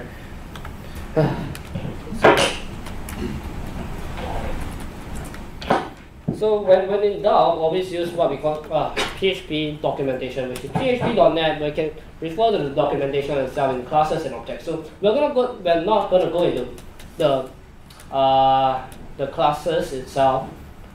We're just gonna look at what was I trying to do. Yeah, I was wrong. Yeah. So it's no wonder it looks odd, right? So down here we've got some. What am I doing? Okay, so down here we've got some instantiation of the object itself. So you can see down here we said new sum object, right? So this sum object is actually a class, right? You just need to know that it's a class that exists. This is in existence and is somewhere that we have linked to, right?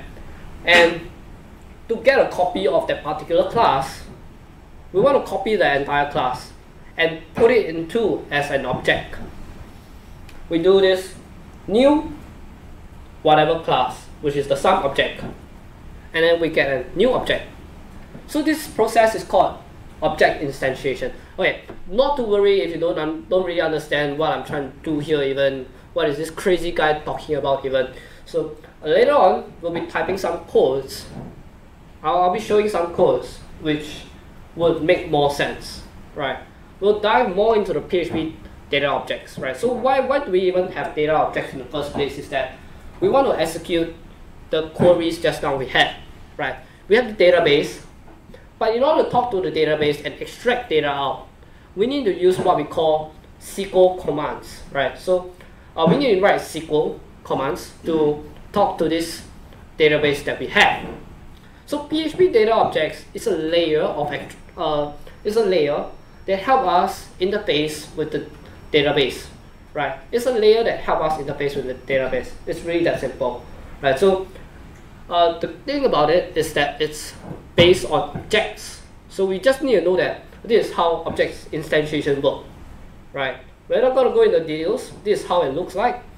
Try to feel it, like how it looks like. It's really just like any other array declaration and things like that, except you got a new and then the class name down there. So let's take a look at the PHP data object code. So don't be scared by this. We're going to look at this shortly. So down here, we're actually doing what we call an instantiation. $dbh equals new PDO, there's a space here by the way, PDO, open parenthesis, what is this, single quote, MySQL, which is the database that we have, colon, host equals localhost. So the host right here is where is the database, right? The database must have an IP address, right? Or it could be the same server itself, right? So we can point towards the same server, which is localhost, followed by the database name that we've given just now. What was the database name that we've given just now? MyCommerce, right? So that was the database name that we gave it just now, right? Finally, followed by the username, which was root, and the password, which is blank. We don't need any password. So down here, we've instantiated a database connection, a PDO, a PHP data object. I'm going to pronounce it as, is it PDO? Yeah, PHP data object sounds better, right? So PHP data object in object here, connection. It's a connection to the MySQL database that is located on the same local host. So what we are doing is that we're doing exactly what we have done just now, right? Just now, we went to do this, right? We went to open up the terminal, and we went to type in MySQL -u-root, right? And we open up this, right? Then after that, we went to switch to the database, which was use MyCommerce,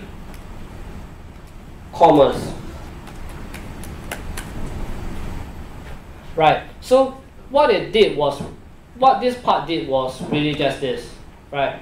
So when it instantiated the new connection, it was doing this. It was doing exactly this, right? Really that simple, right? So, but it's just that the code has been transformed into a PHP format, right? So that we can do more things in PHP instead, right? So, do you understand this first part? Solo? Okay, see a few heads nodding. So this is what we really have here is a connection object. Right? We have a connection object, and once we have a connection, we can do something, right?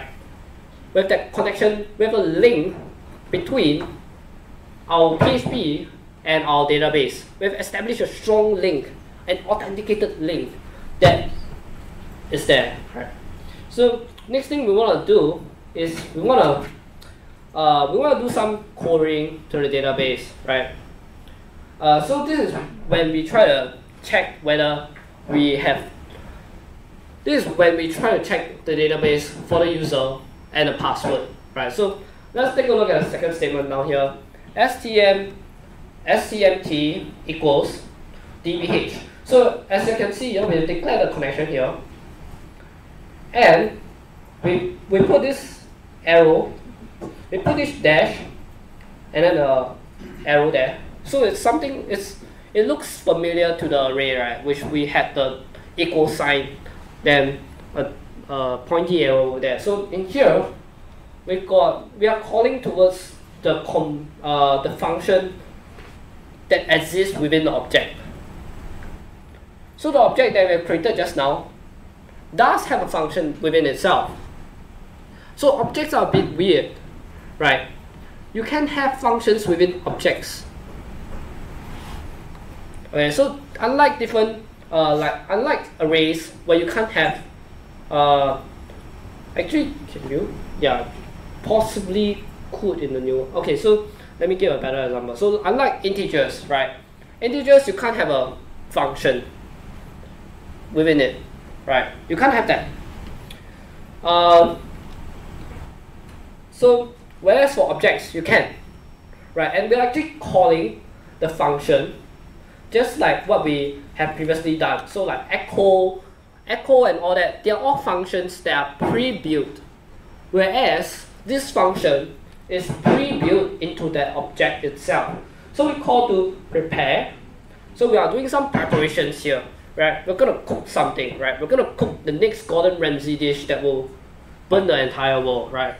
So we select asterisk. What is this asterisk here? Right, so this asterisk here is very commonly found in programming languages, which signifies a wildcard. And then what is a wildcard? Well, a wildcard means everything. Right, it means that we are grabbing every single thing. Right, so what is, we are grabbing every single thing from users. So what exists within users?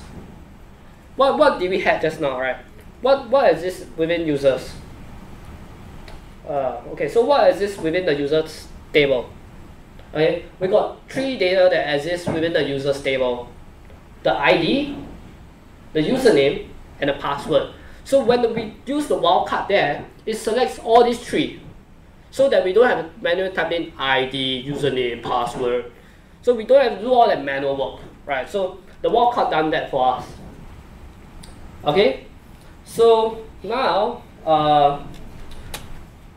now that we selected ID, username, and password from users, we want to do a conditional check, right? We just, in PHP, we got equals checking, something like that, right? We've got comparison and things. So in SQL, we've also got comparison. We've got this thing called where something equals to something. So this is not setting. So in PHP, a single equal sign sets the value. But in SQL, a single equal sign is a comparison check. Boom! Mind blown, I think. So we are checking the username is a question mark, and the password must be a question mark. What is this question mark thing here? Right? Weird, isn't it? But wait, we just want to focus on the conditional that has been explicitly stated here, which is where the username must be something and the password must be something. Right? So we previously written some code down here in login.php, right? So it's essentially doing this. It's really just doing this, right? It's really just doing this. That's really what it's doing, right? And the end, instead of the double ampersand, we have a normal end word down there, right? So now we've identified the conditional check that we had and the data that we want to retrieve from the query itself, right? So it was a select statement, right? Selecting data from users where username equals to some particular username and the password must be that some particular password. Right, then next we're gonna, down here we have this username equals LL, password equals very secure password. Obviously that's not very secure, right, isn't it? So then we've prepared our vegetables and meat and things. What's the next thing to do? We want to start cooking, right? So to start cooking, we need to execute the statement, of course. So down here, we execute the statement. So if you see and observe carefully, you will see that the question mark here maps to this thing here. And this question mark here maps to password. Okay, there's something wrong here. I'm just going to quickly fix this. Okay, so I forgot the bracket. Anyway, so you can see that the username here, the question mark maps to this array, maps to this first value of the array, and the second question mark maps to the second value of the array. You see it? It's really just it. So why can't we just put this the bloody thing into here immediately? Right? We could do that, right? We could. But do you remember the first time when I talked about how we could do something like running around naked and burning people or something like that, right? We could, but we shouldn't, right? So same goes for this. What we are trying to do here is we are trying to prepare and execute. The benefit of this is that it prevents what we call a SQL injection, right? So when we make statement preparations and then we execute it like that, nobody can hit your site already, right? So it prevents the security vulnerability, or actually it's not a security vulnerability, but it's an exploit, a simple SQL injection, right? It's really just an injection we want to prevent, right? So malicious people can actually drop tables and do lots of things and do plenty of evil things that we should be afraid of, right? So we want to prevent that from happening. If you want to know more about what SQL injections are even, you can use this friend of ours called Google, DuckDuckGo, Yahoo, Bing, all this to help you find out what are even SQL injections and what is it even, right? So it's a it's quite a topic to talk about in security itself. So we are just keep to this code. It's going to protect you from some nasty stuff. That's all you need to know, right? So you see, as with the conservation of problems, right? So you know in physics, anyone here study physics? Nobody here study physics, really? Really? Okay. So in physics, you got the conservation of energy, where you got, when at the top of the hill, you got full gravitational potential energy, and at the bottom of the hill, you got full kinetic energy, right? So same goes for this. You have the conservation of problems, right? When you solve this, when you try to solve the SQL injection here, it kind of creates a problem, which makes things more complex, right? But that's in life, we always face trade-offs, right? And of course, as a human, we know which is better, right? Which is better, losing all your data and getting your entire site compromised, or writing a bit more code? Right, so there's an obvious trade-off here that we want to choose, right? If you choose the first, the door is just there, right? If you choose the second, good, stay here, right? Okay, so that was what we did just now. So we let's try to log in like what we tried to do, right? So just now we had to select asterisk from users where username equals something something, right? So now pretend that the user keyed in the username in the login form, Taylor Swift, and then the user also keyed in the password of I love Tay123. So what's going to happen? Well, it's going to look up the table. It's going to look up the table of users, which is over here. And then it's going to look at the first one. Does it match? The username, is it Taylor Swift? No, it's not. So what should we do? We move on. Just like life. We've got to move on from the tragedies that we face. Right? So we move on and we found the username to be correct. But wait, there's still one more condition we must fulfill. Our ultimate fulfillment statement of password. We look. I love Tay123. Is it the same? Yeah! Then we get a green light and we get this tuple down here, so the winners goes to the row ID 2. Yay! Okay, so we've got our winner down here. We've selected this record down here. Amazing record, award-winning record down here. We really just selected it. That's really it. Right? What we got was an array. Right? We sort of get an array of data that we selected.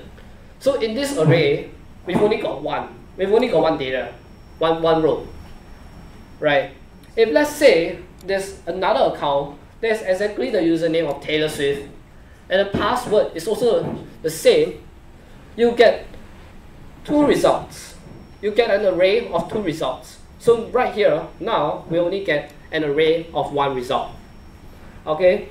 So how do you know if, I think I fleshed out the answer a little bit. So how do you know if, let's say, the registration, the login details was correct? How do you know that? We know that it's been selected successfully. Then what do we do next? We want to count the number of results we get. So presenting to you the latest cutting technology called count rows found. Right. So we got this brand new technology down here, which allows us to count the number of rows that was found through the query that we have executed just now. The select statement.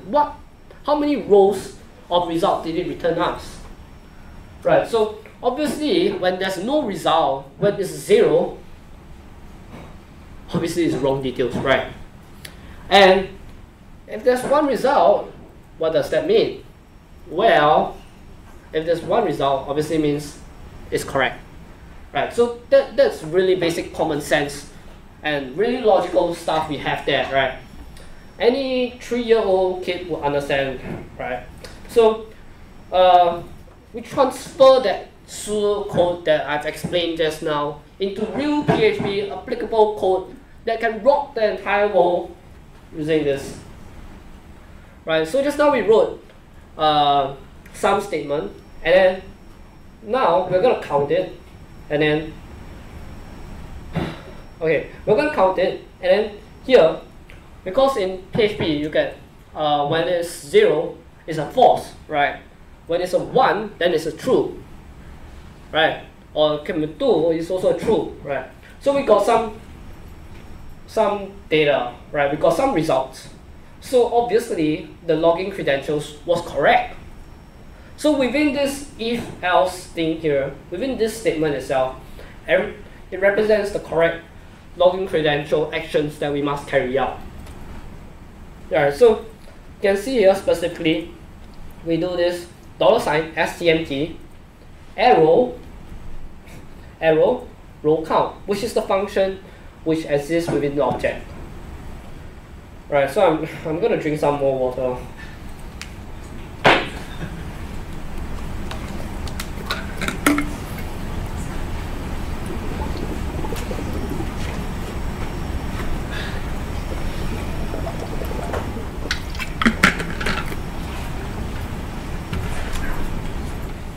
Water tastes good. It tastes like plain water, right? So so we want to know what happens when we failed. When we failed our mission, do we try again, right? So let's see what happens when we give in a correct username and a wrong password, right? So we get basically 0 row counts, right? Whereas when you have correct, you get 1 row count, right?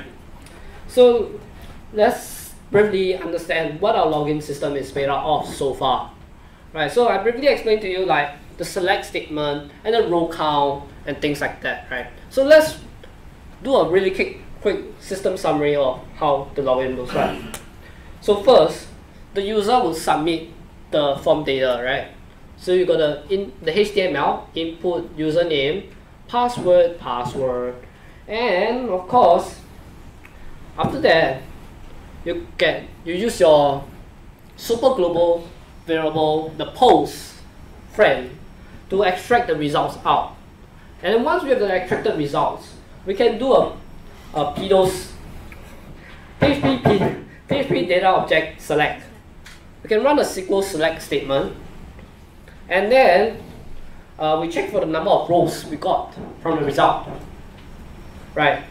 And then if there's a row count, then we create the session with the user's ID. If no, then give error, of course. So that's basically what we have so far as discussed of the login system by itself. Pretty magical and pretty easy. So let's do our integration right now. Right, so we're gonna start typing we're gonna modify login.php to suit the to be able to integrate our PHP data objects into the login system. That's it.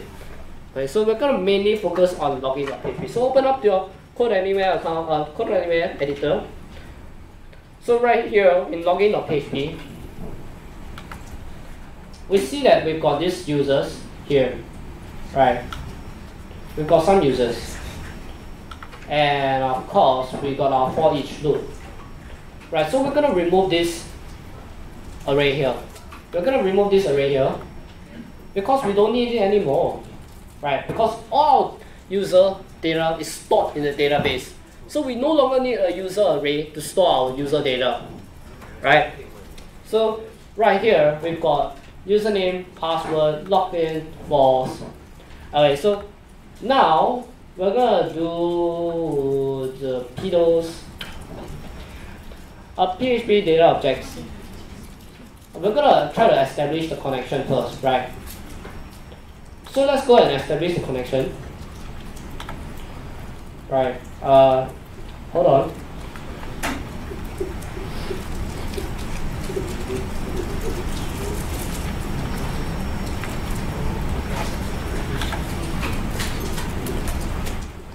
So I'm going to type this in. dbh equals new PHP data object, open parenthesis, database type, which is MySQL, colon, host is equal set to localhost, semicolon, database name equals myCommerce, which was the database that we created just now, comma, space, single quote, ROOT, single quote, comma, space, single quote, close parenthesis, semicolon. Okay, so this is our essentially our statement that is able to instantiate a new PHP data object connection, right? So in DBH, we have a connect. DBH is essentially now a database connection object. This is tiring.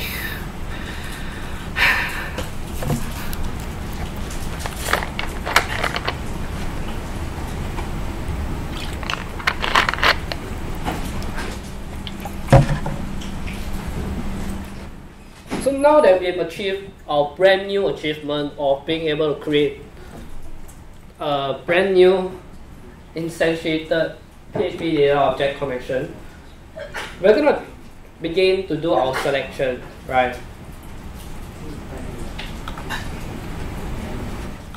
So let me go and copy and paste stuff.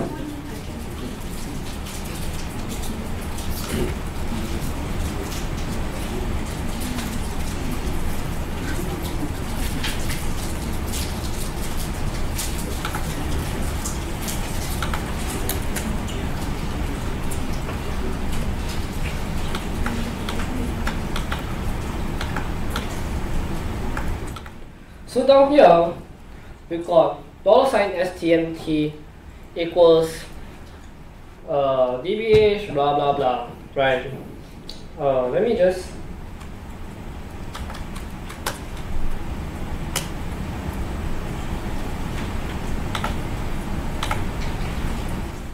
okay. So STMT, right? You might be thinking, what the heck is that even?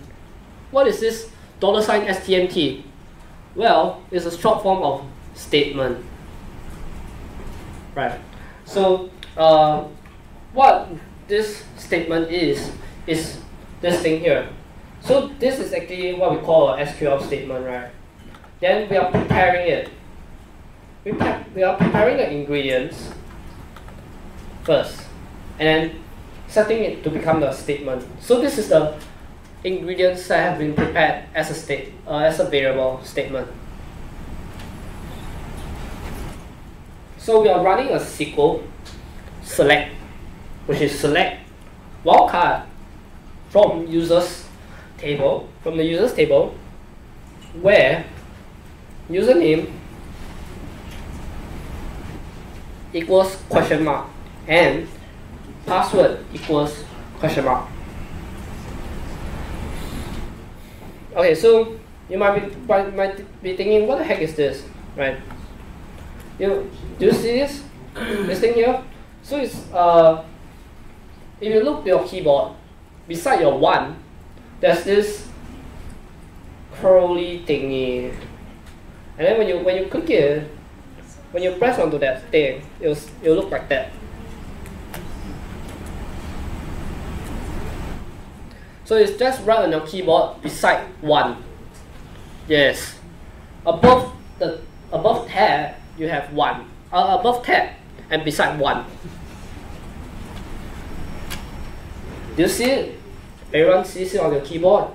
If not, I suggest you to burn your keyboard and then sell it away on Carousel for $500.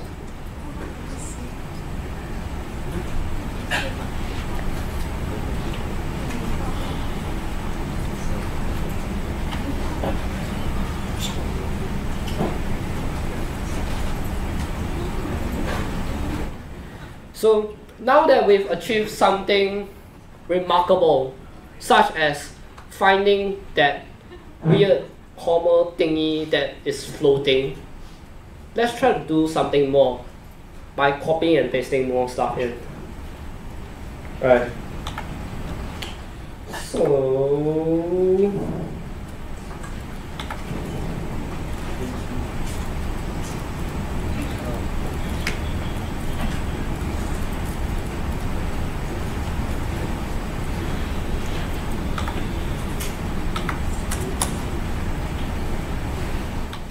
actually, I'm going to just use square brackets.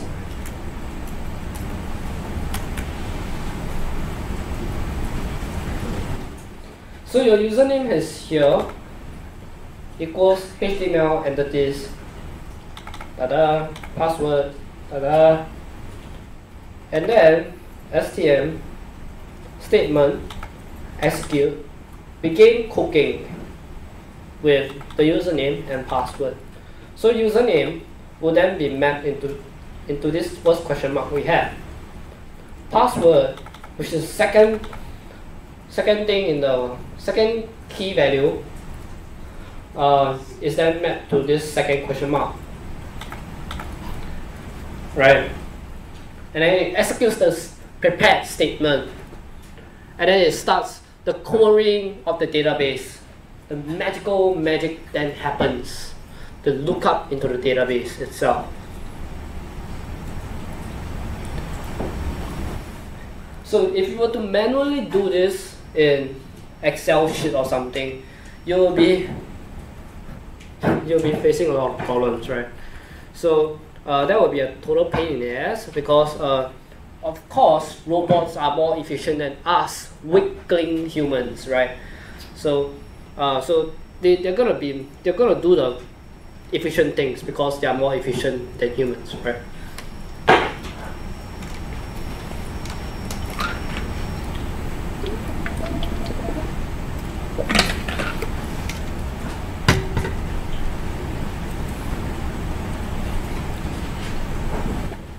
So everyone got it here so far?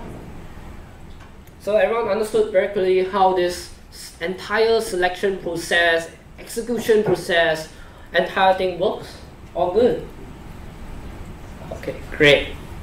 Fantastic. So now that we have our human weaklings beings being able to understand codes, let's move on. Right, so let's move on to the part where we do the row counting. Right. So down here, I'm just going to copy this and then paste it down here. So down here we've got if statement row count. Right. So it's obviously the correct credentials down here. Right. So what we are going to do is we are going to copy this thing over here and we're going to paste it in here. Right.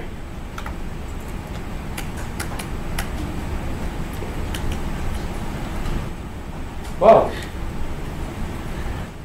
So much easier, right? And then we're going to delete this bunch of users code down here that we don't even need anymore. Right. So actually we can even remove this locked in thing. We don't even need this anymore. We can just put an else statement down here, right?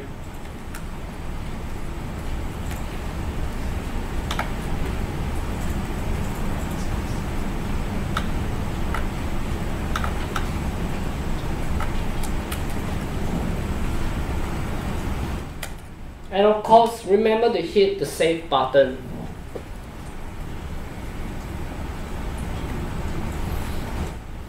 So what we did was we transferred our previous code, some parts of our previous code, into our new code, which was the part which echoes out. Actually, this is wrong. Give me a second. We could do that, but we shouldn't.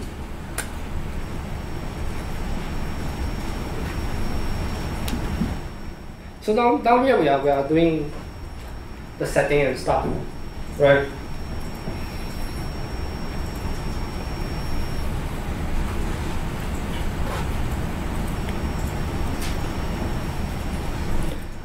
So really simple code based on what we've done so far, which is the sessions and database objects, and many more, right?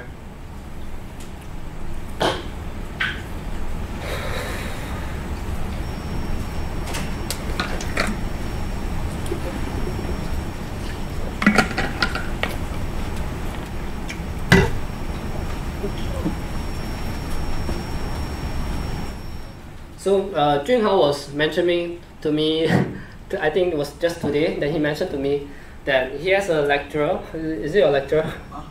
Okay, so I think he has a lecturer that basically speaks in a very monotonous way, and he even falls asleep while talking because his voice was too monotonous. Yeah, so an epic lecturer that falls asleep to his own voice, monotonous voice. So just imagine the class, how it would look like, right? So you probably have even students, most of them sleeping already.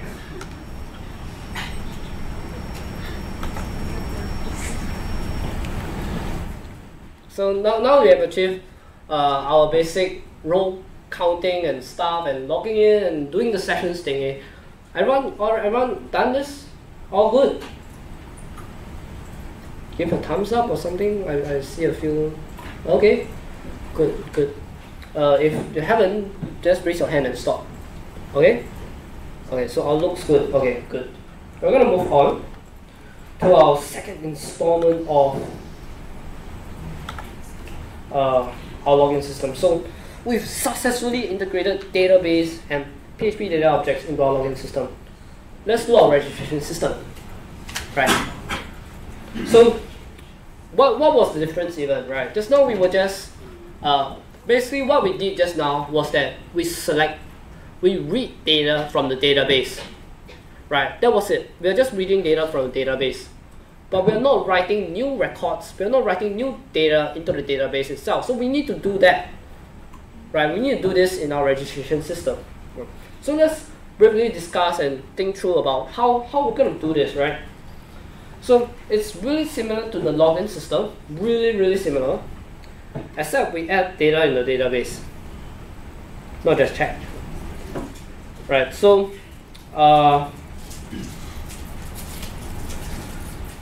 something like that. Don't copy this code yet.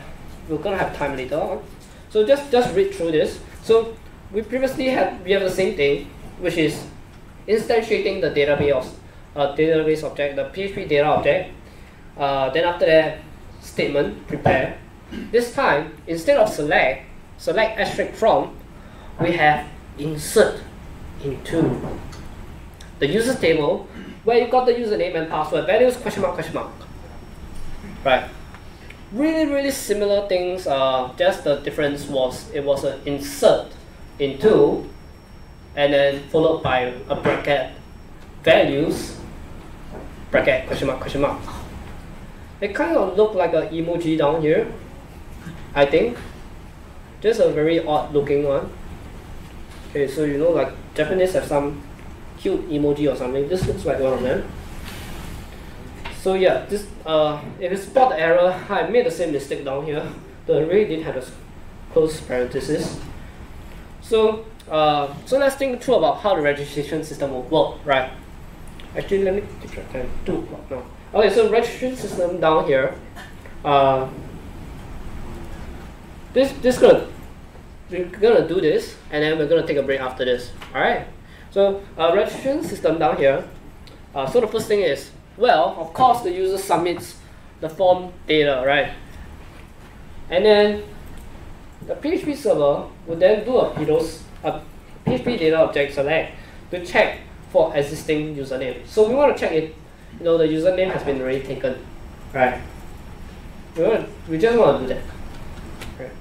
And then we check for the row count. If yes, then give error. If no, then we do an insert, right? So we don't want to have 2 Taylor Swifts down there, right? And there will never be 2 Taylor Swift. Right. So we of course we do a validation to check whether there's an existing username of such before we register. So now, really simple to what we have done just now. Let's do this again. So we're going to create two files, register.html and register.php. And for register.html, we can copy most of the code from login.html. So we're going to do that. So let's start off with register.html first. The HTML file first.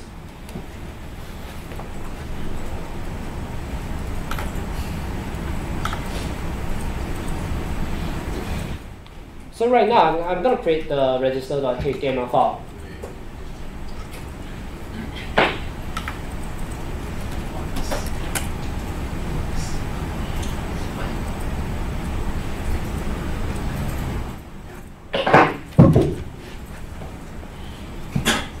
I dropped the mic.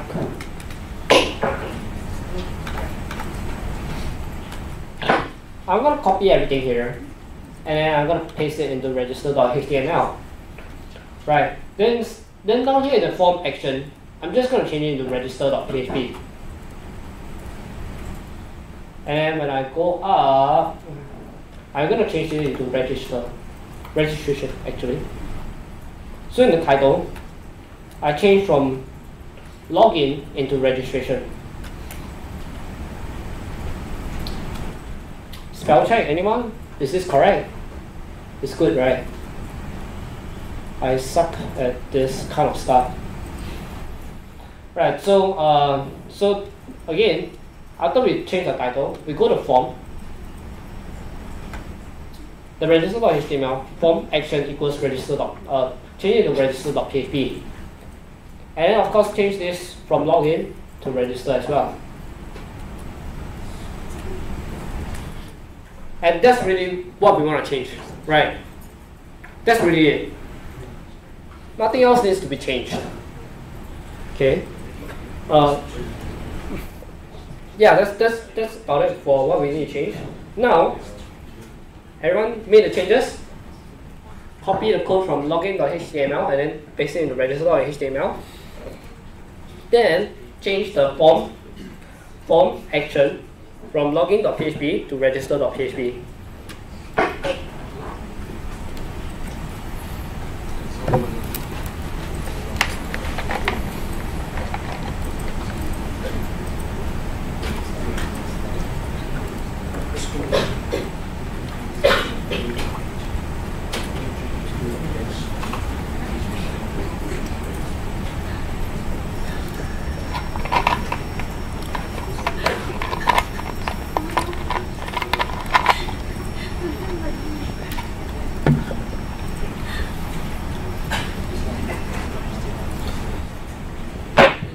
So I believe that everyone has changed the code for the register.html. This part here. So in register.html, the form action should now become like that. And then, of course, hit the save button, Control S. So now we've done this part, right? Now we're going to create a new file called register.php.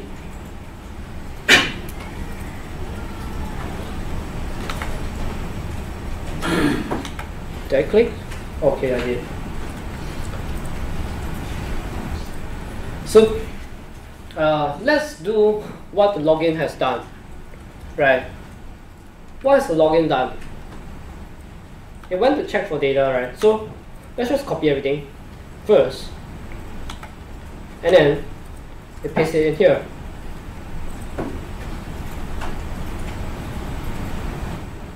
Right, so down here, instead of checking for password, right, we just need to check if the username of the same is really of existence in the database, in the database table, right? So we don't need this and password thing here, right? We don't need this.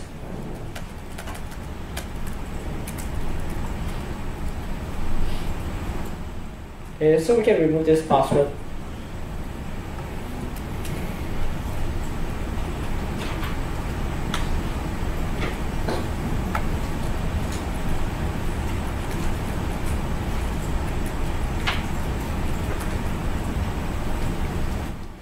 So when there's a row count, the username is taken. If there's no row count, then the username isn't taken. Right, simple, isn't it?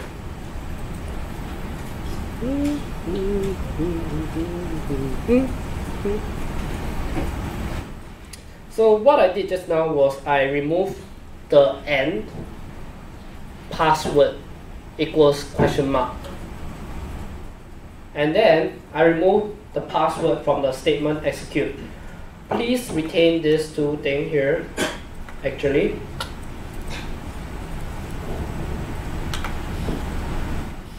And then of course, this is where we want to start executing, right?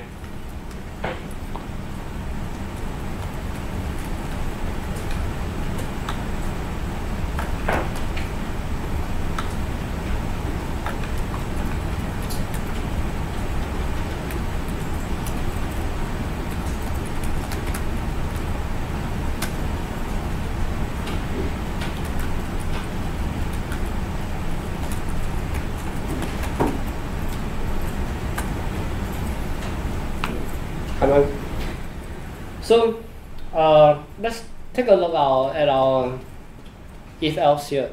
So if there's a row count, it means that the username has been taken. If it's else, the username has not been taken. So we can safely insert it into the database. Okay, so the logic is there, right? So we check whether the username has been taken. If it's taken, we say, oh, username blah blah is taken. If not, then we insert and then we say, oh, user registered successfully. So let's do that now. So let's do our prepare, right?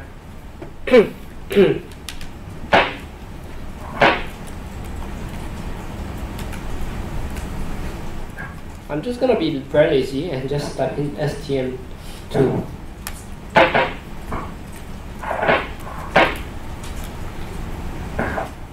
So I'm gonna type dbh using the same connection. We're gonna prepare I'm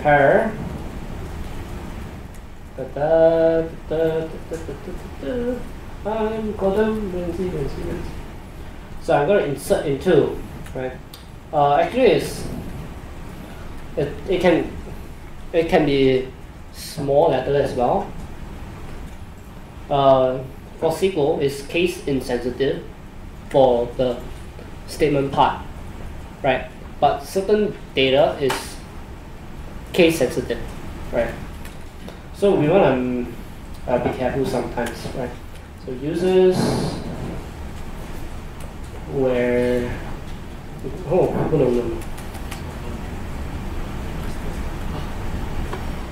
Okay, I forgot username and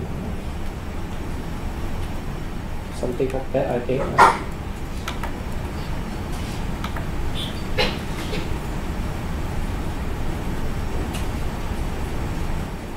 Yeah, it is. Username.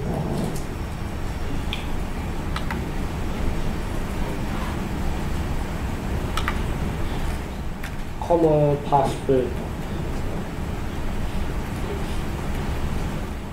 Values. Okay, I'm gonna hit enter. Don't need to hit the enter. I'm just doing it because it is more visible in a single page, so that I don't have to scroll left and right. Right. So I put a question mark there, and another question mark. Right. So that's what we did, right?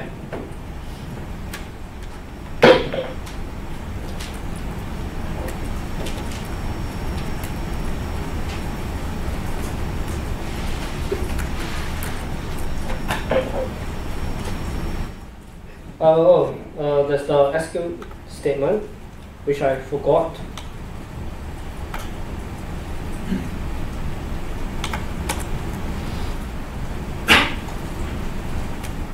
Just gonna scroll a little bit down. And then of course hit the save button. It's always important to hit the save button.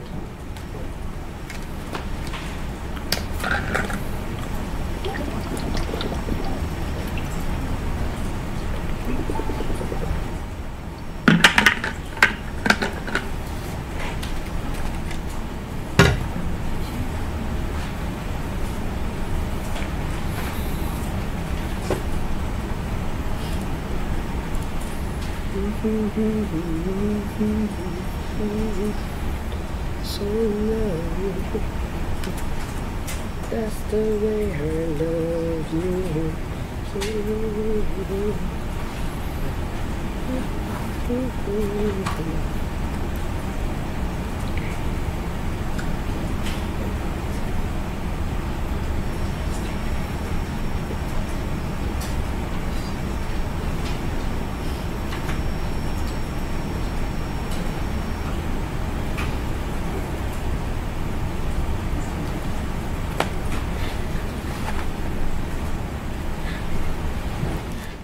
Okay, all good. Fantastic. Not yet. Okay, not yet.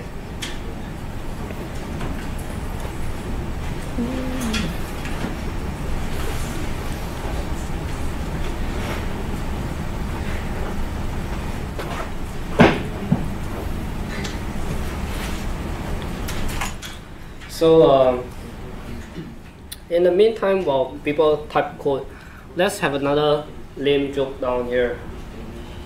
Right, so as usual, lame jokes are always very healthy. So, did I hit something? Alright, so, you know, I've got this friend who have this particular liking of eating prawns with shells. So, when he eats the prawns, there's shells on it, he likes the shell because it tastes like a MRT stop. Yeah, and this particular MRT stop is quite well known. We have even a monument there. And this particular MRT stop is none other than crunchy. So the prawn tastes crunchy. Ha ha ha.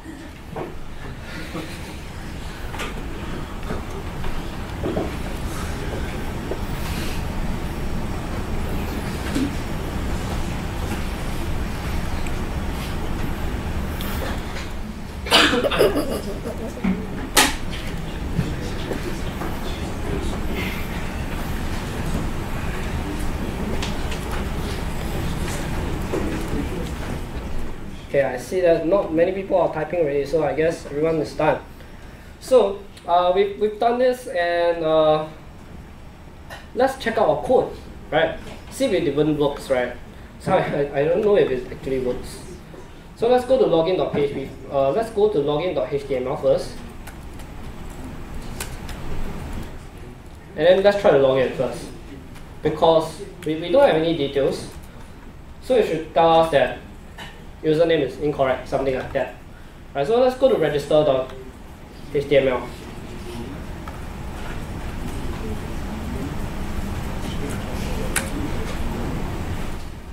And we got the registration page. I'm going to register something like my name with my password.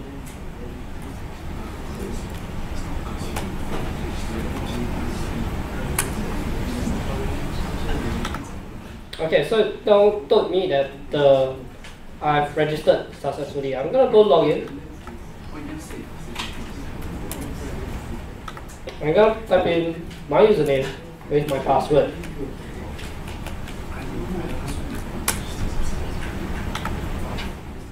Oh, really? Password. Actually, let's see. Oh my goodness sake. This is retarded.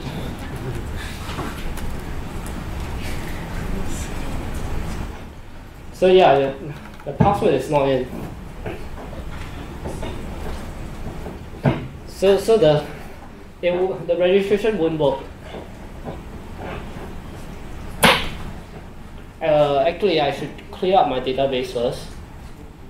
So if you actually tried what I tried just now, follow what I do and clear the database. Okay, so again, if you did what I did just now, do this. MySQL-u space root. Hit enter. Open up the MySQL monitor, and then type in use my commerce.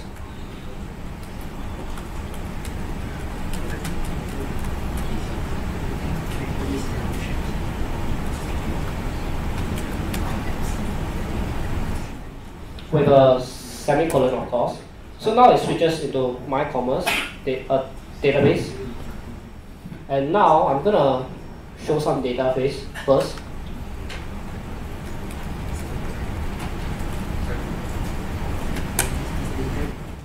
So, oh, it's an empty set.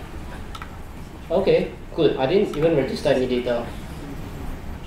So we don't need to drop any data. So let's go back. Go to change your register.php under statement 2, and when it execute, there should be username followed by comma password. Okay.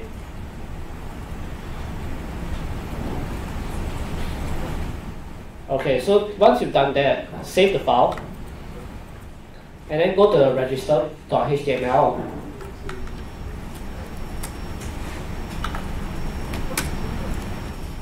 And then register. So I'm gonna just check the database first. So now it show up in my database. So now I'm gonna go to login. I'm gonna go to login.html and try to log in.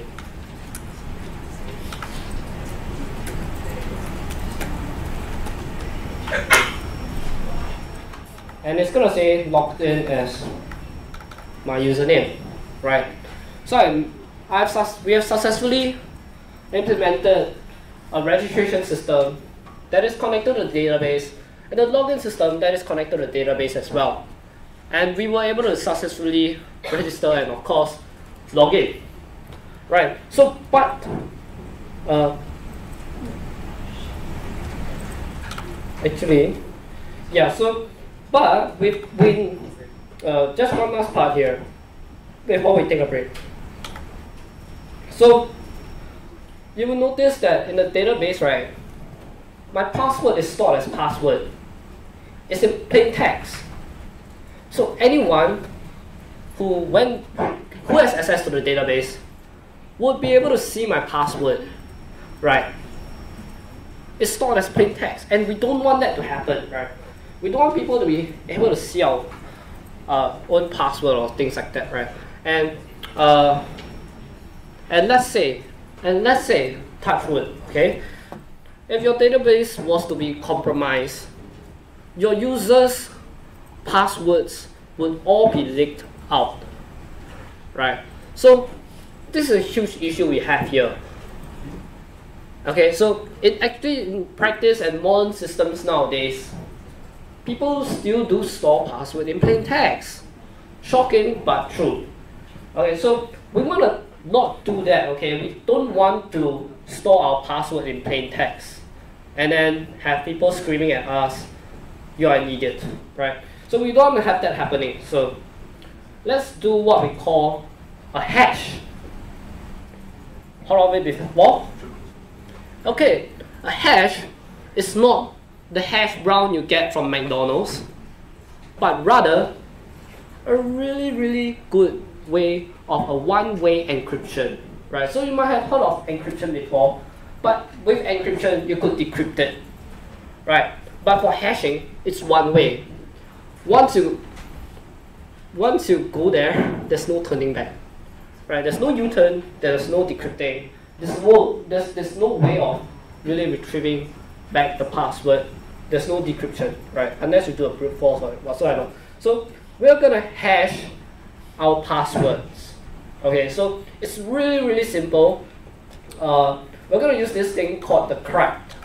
So if you look up into PHP documentation, there's this function called cracked, and it explicitly said one way, right? So I'm not sure if our version has that yet. This is 5.5, right? Give me a moment.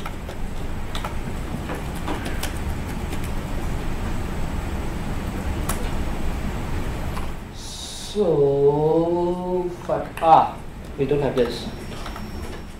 We are using a decrypted end of life product actually.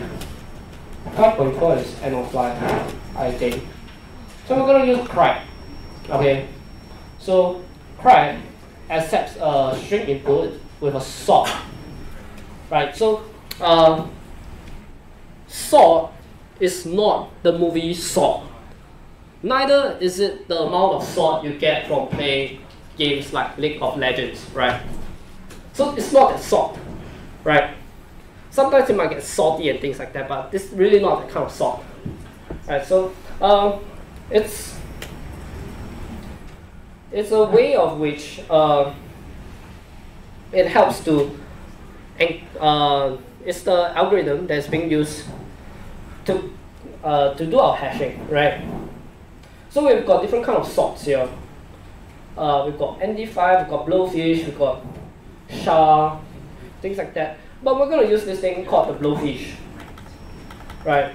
So let's use blowfish. Right, so the first thing is string, the string which is your password, followed by the sort. Right, so we're going to specify this crack blowfish.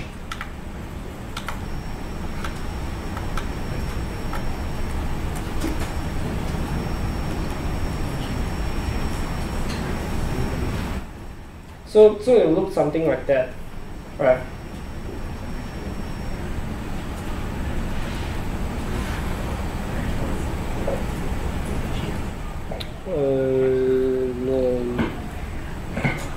Do we have hash equals yet?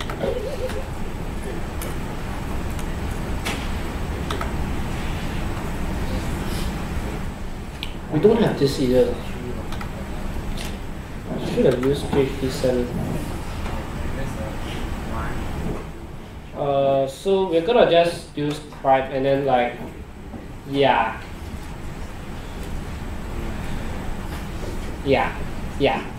Okay. We're gonna use pipe here. Let's implement it in register.php first. So as you can see, we've got our password here. We don't need to turn it into entities anymore. Actually, do we? We don't. So we're gonna run this. We're gonna change this HTML entities into crack, and then we're gonna put a comma here, and we're gonna type in crack blowfish. Right. So this is what we have done to our password.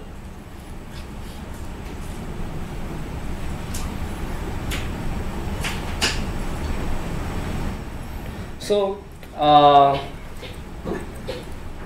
has anyone seen a blowfish before? What does a blowfish look like? It looks bloated, and it looks like a fish.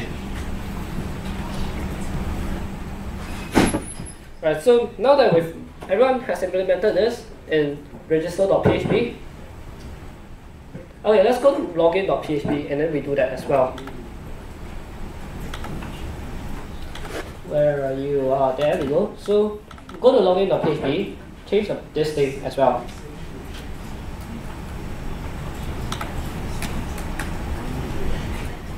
So what happened to our existing registration data and login data?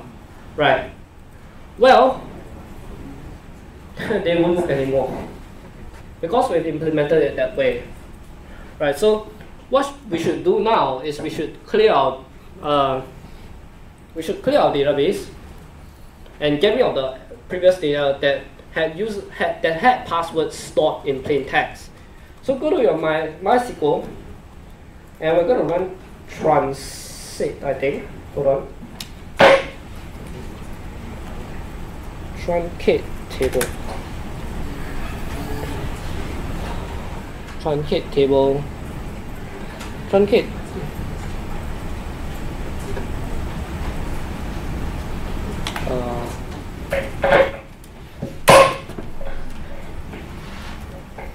It's been quite some time since I worked with raw SQL, actually. So that's my excuse. Anyway, truncate table. So now we've implemented this crack, followed by comma, crack underscore blowfish. Go to MySQL. Go to MySQL monitor again. MySQL-u root. It will open up again. Use my commas.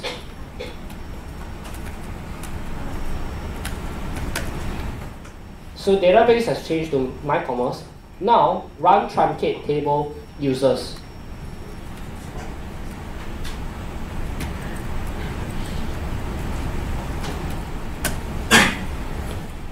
Okay. So when I now select, I should have an intercept. So now we've truncated everyone truncated it. I don't really know how to spell it either, so I'll spell it out loud. Truncate.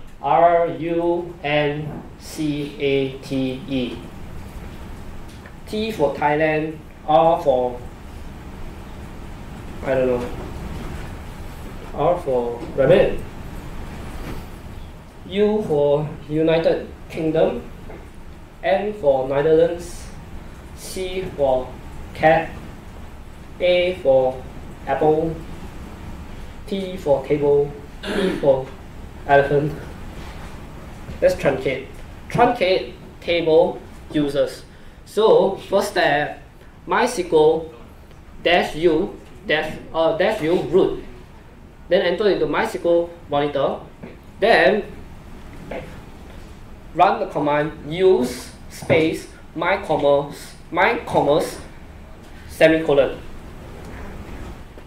Then run truncate table users, and that's it. I can't really expand this, can I?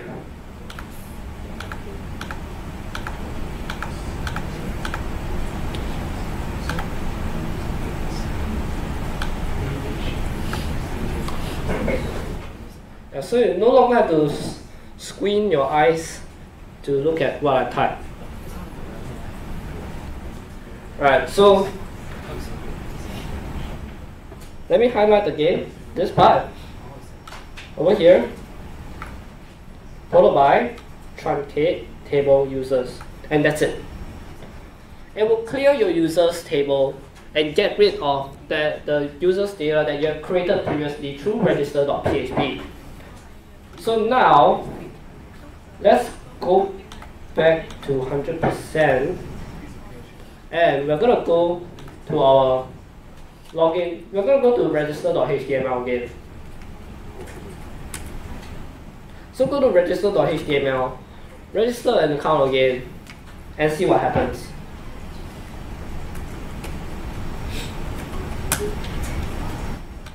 So it says user registered successfully.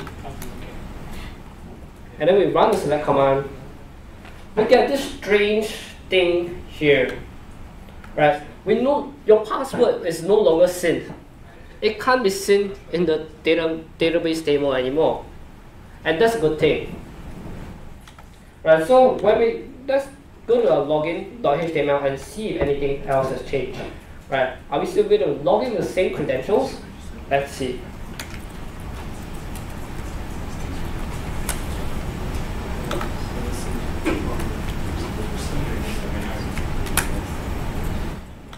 So, yep, we were able to log in with the same exact details.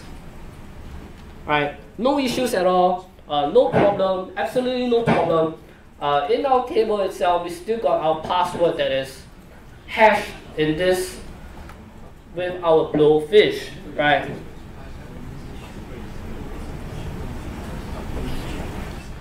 So that's it. That's really for our login and register system. So let's now take a break of 15 minutes, I guess.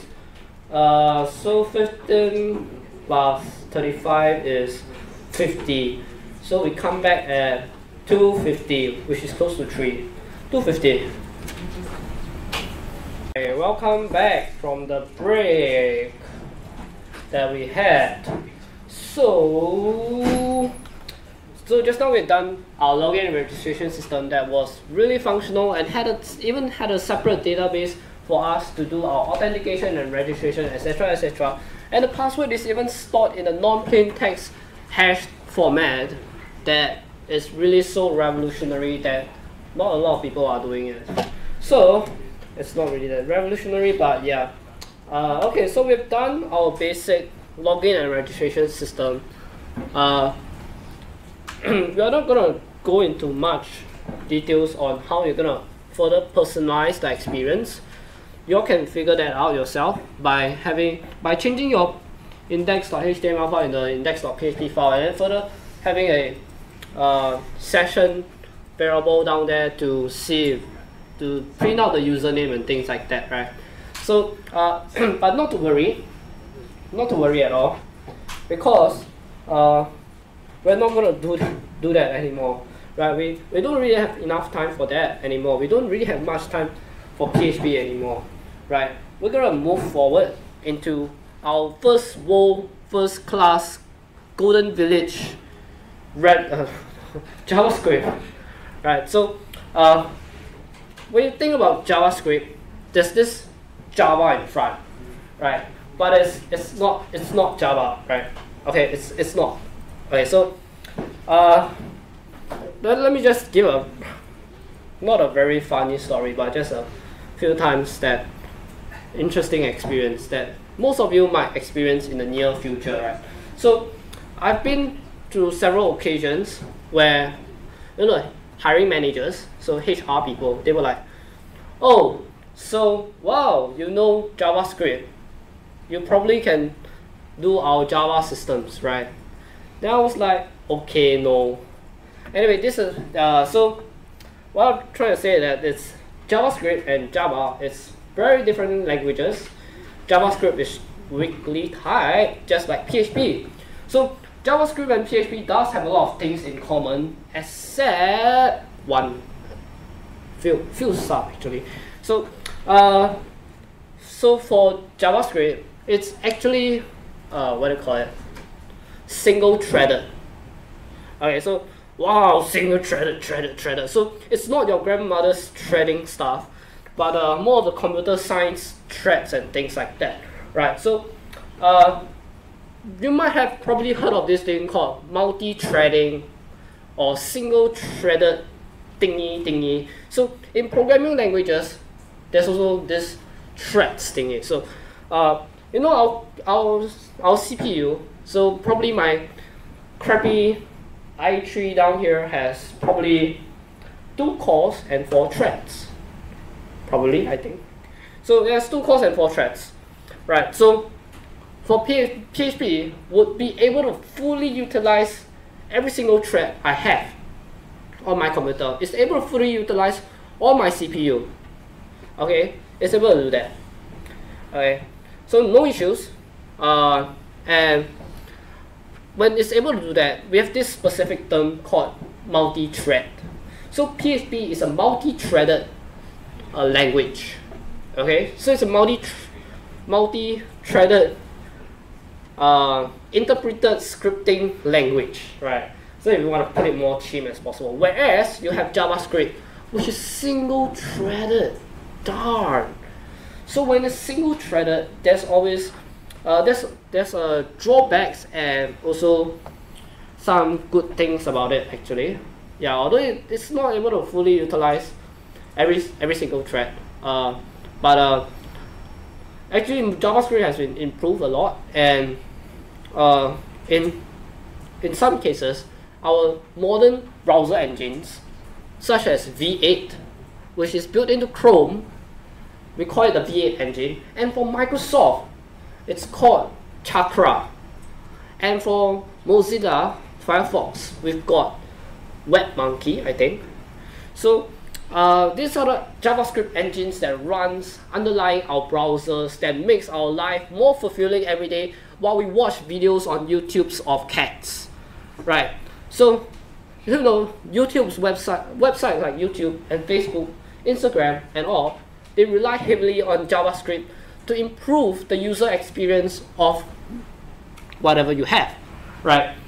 So be very thankful that we have JavaScript, right? So it's really here just to add interactivity. So you can make a website without JavaScript. Okay, you can. And you can also make a website without PHP. Of course, it will be static. But PHP adds the dynamic stuff into it, right? And it makes it more dynamic.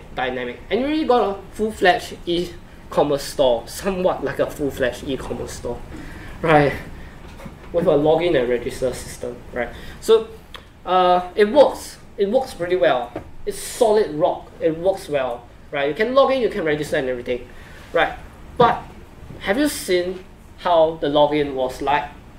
Do I need to show you how the login was like?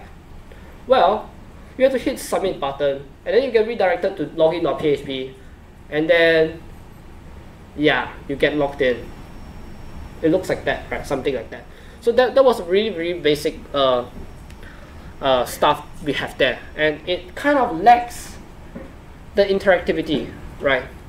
What if we could stay on the same page, and then we hit the login button, and then it says, well, you're logged in, or it says, nah, you're wrong. You can't log in with these credentials. You have that.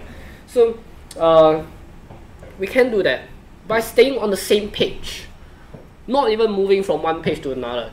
And we use this technology called JavaScript, right? So you might also have seen like animations and things like that. Okay, so some animations are dependent on JavaScript. Okay, although you can do animations with what we call CSS3 as well, and a lot of things runs on JavaScript too. Even in the server side, we have Node.js, right? So let's take a very, very basic example of drop-down menu. So you can see this drop-down menu here. It's highly pixelated because I was lazy and I decided to just take a screenshot like that, right? So I took a screenshot of this, right? This is a drop-down menu that we have on all your laptops, right? So right now you have it, and then with the power of JavaScript, we are able to do this. Wow, such amazement, isn't it? So you're able to do this drop down thingy, and then it drops down this action, another action, something else here, separated link. That's JavaScript. Mind blown. So that's just one of the elements which JavaScript add flavors to our lives, right? So where exactly is all of this, right? So how exactly do we add JavaScript? So in our first session, we've got HTML, right? So we look through about and CSS, of course. It's actually the second one, I think. So the second one, we talk about Bootstrap, right? So Bootstrap relies on the jQuery library, and the jQuery library, of course, is based on Java. It's written in JavaScript. So you saw that we explicitly place that particular script tag at the bottom, isn't it? Right, we place it at the bottom. Why did we do that? Well, the answer is obvious, and it's written on the screen. But don't look at the screen, look at me, right? So, well, when you load the page, right, you load the page like that, right? It reads from the top to the bottom, right? really simple, right? That's how you would read as a human being even. So that's how robots would read, right? So you are a robot. Wait, you are not. Okay, so when it loads the page and everything, you'll see, oh, CSS file. I gotta fetch that CSS file. Then when it goes and get the CSS file, and it gets the CSS file, then come back to the HTML document. That process is what we call I/O blocking. So it's a computing term as well. So what happens when it gets I/O blocked? So the HTML document will not load until the style.css file gets fully loaded. Okay. Once the style.css is fully loaded, then it will continue loading down. So imagine yourself putting a jQuery file, putting a JavaScript file on top as well, at the top. Well, what will you get? You get a lot of load time, right? So the user will probably like, this page is loading really slow. Okay, so back to the essential of what I said just now. You don't need JavaScript, but it's nice to have, right? So it's not the most important thing. So, well, whereas for CSS, you need to style your everything, right? So of course it needs to be on the top. There's priority for it, right? You need it to be at the top. That's for CSS. So even though it's I/O blocking, we still put it at the top. So JavaScript, we place it at the bottom. So when all our content has been fully loaded, then it will start loading the JavaScript files, right? So the user will still get to see the content and everything, and will still be able to read and everything, while the page still tries to load for the JavaScript files and execute whatever it needs to execute, right?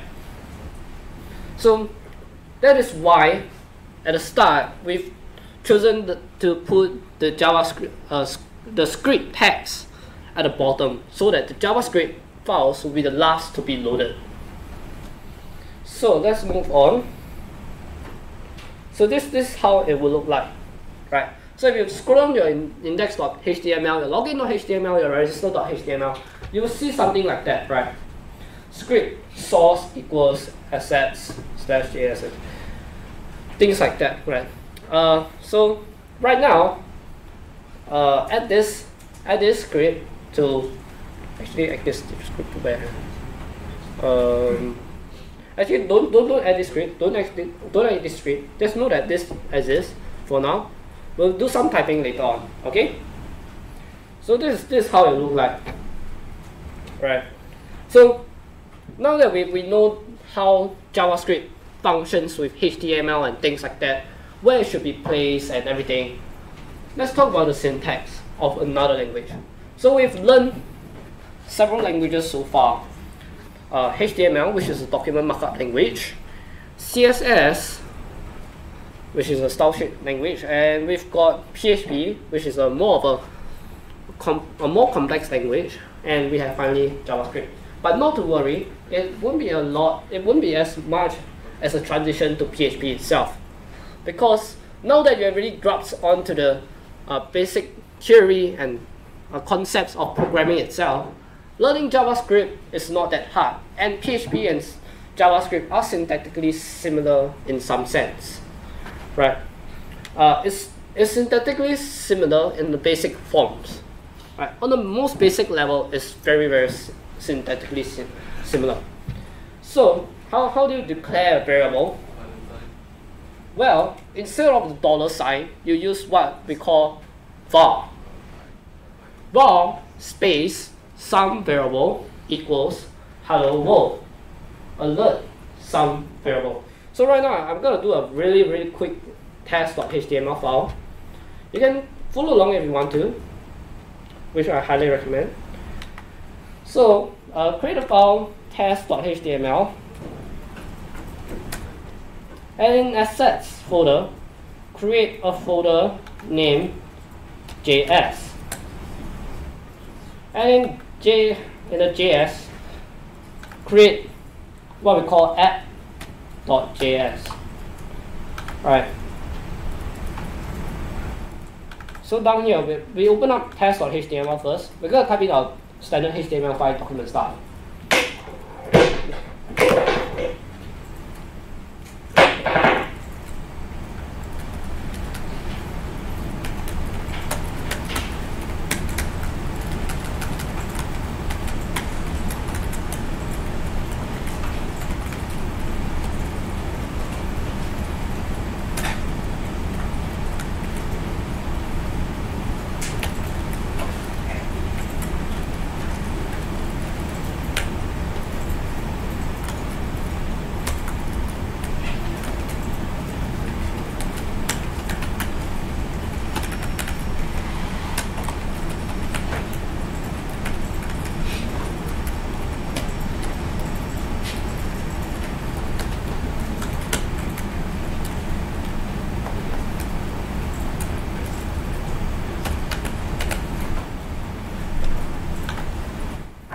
So right now I've created our basic test.html with HTML head, blah blah blah, right? So let's take a look at how it looks like.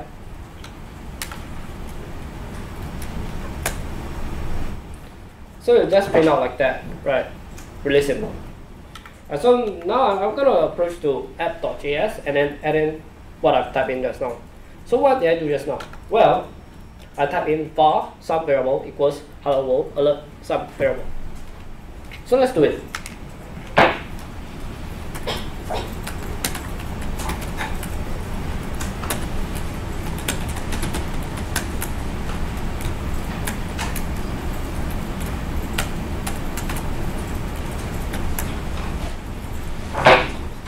Like that.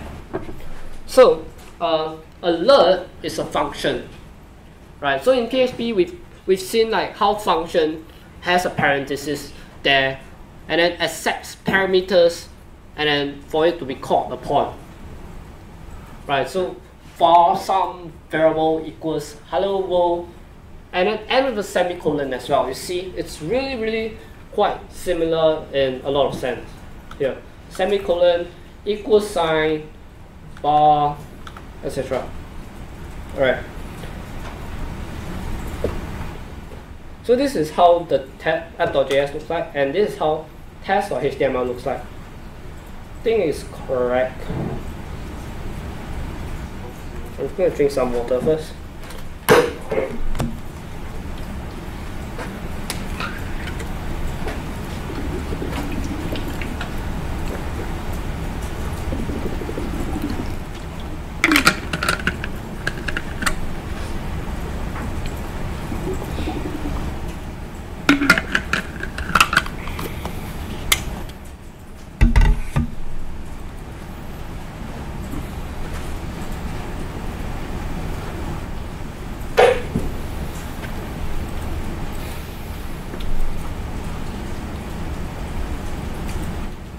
So we've done some pretty amazing HTML document down here, which was what we've learned a few weeks back. And this probably has refreshed our memory a little bit with some fresh HTML typing and some JavaScript typing. So let's go to test.html page and then refresh our page and see what happens. It says hello world in the alert text box down here. Pretty amazing with an OK button down there. You have no other choice but to press the OK button because that's live.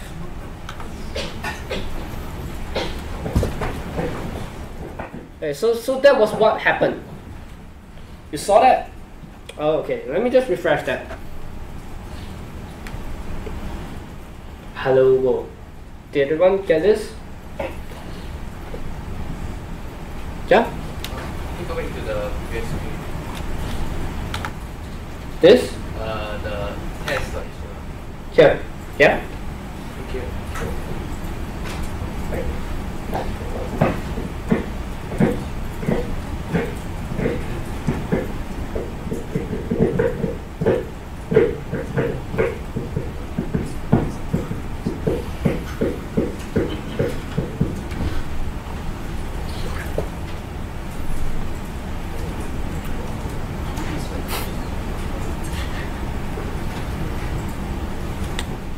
I think of some jokes I forgot already. Some really lame one, not the MRT one.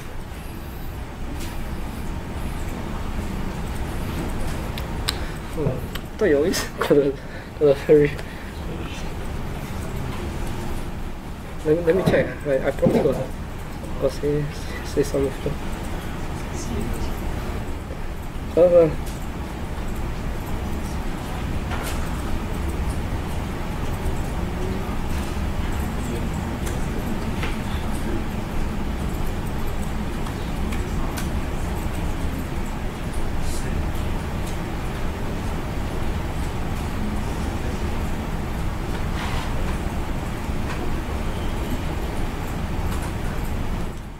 Oh yeah, I just remember one. Okay, never mind, I'll say that later. So everyone got this already? Got the alert? Amazing, isn't it? Right. You know what's more even amazing? All of these are all static files, right? These are all static files. There's no calling to an external server, right? There's no PHP involved here, no PHP magic involved here. All done on the client side, all done in your browser, right? So it's really incredible what your browser can do, right? So unfortunately, people misuse JavaScript and then use it to send 1 million pop-ups at one go, and then it gets really annoying and asks you to subscribe to the mailing list. Right, so we got some really basic alert here, right? That's really just basic, right? We're not some basic people, right? So let's make it more complicated, because we are complex little human beings. Right, so we've declared the variable, we've called upon a function called alert. Let's do something more. Let's do integers, right? So something like this. So let's look at integers, right? So var your GPA equals 4. Then alert your GPA, it comes out 4. Right? So I think most of your GPA okay, never mind.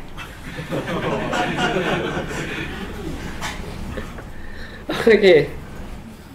So other than that, we've got our standard integers, strings, and many more. So let's take a look at another example. We have here floats.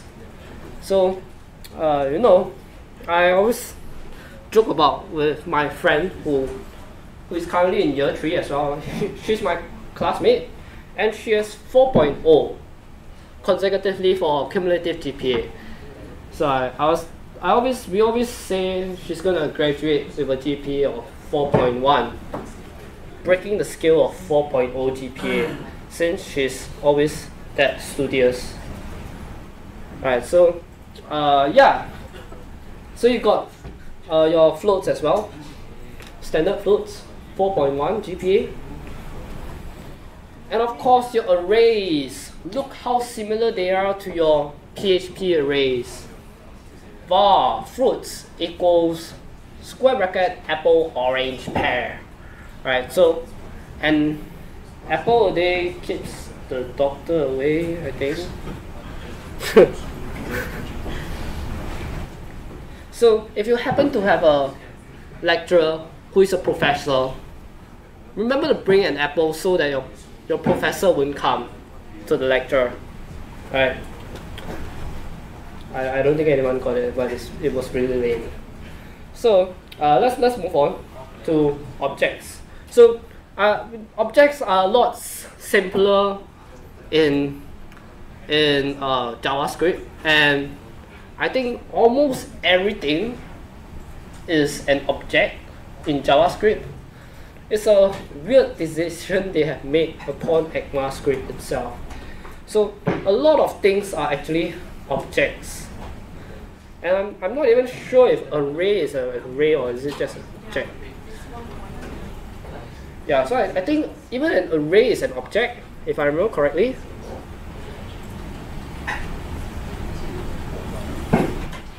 So yeah, so this is how an object looks like. So something like that. You have a curly bracket, name, John Cena, health, Salako. Okay, this is a really lame one. Okay, so there's this gang called the 369 which people call by Salakal in the what like dialect. Yeah, so yeah, haha. It's visible. Of course it's not. You can't see him. And then alert. When you alert it, right, it'll just simply say object. Right, let me show you what I mean by that.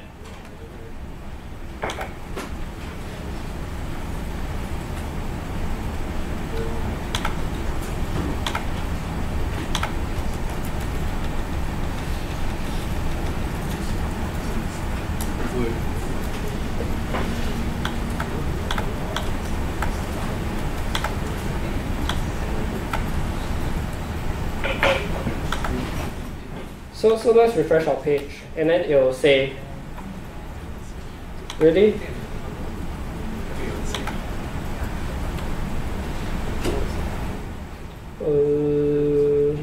Did I do wrong? Oh, I forgot a comma.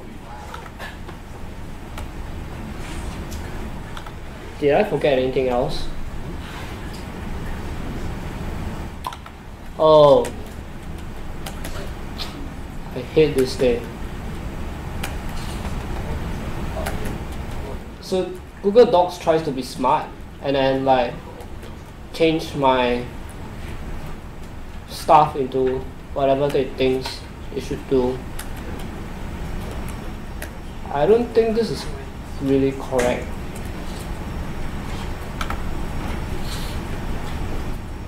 Yeah, you get like that, right? You just get an object. So I'm gonna do what we call stringify, and then we see what happens.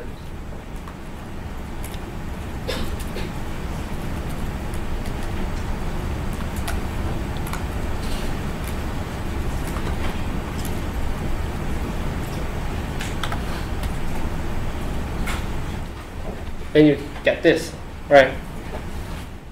So the JSON.stringify, what it does was it transformed that object into string format.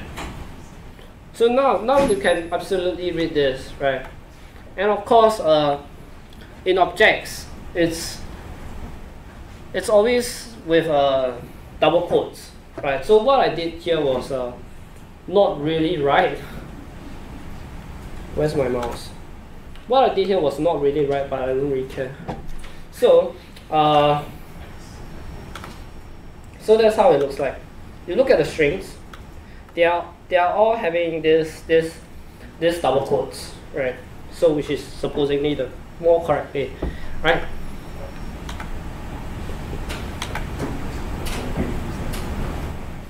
So that's really it for objects. Just need to know this variable as in JavaScript as well. So our standard if else, var some variable equals true if some variable, then alert hello, else alert bye bye. So this is our standard if else again, which we've seen earlier on in PHP. So you wouldn't have any trouble remembering it. So there's a bit of difference here in what we call this JavaScript. So if you see the else if, right, you'll see that there's a space there. The else space if. Okay, this is because in JavaScript there's no logical comparator named the else if. Right. So what essentially is doing here is just that it's just creating an else statement, and within the else statement itself, you have an if. So let me type out what it will look like. Okay.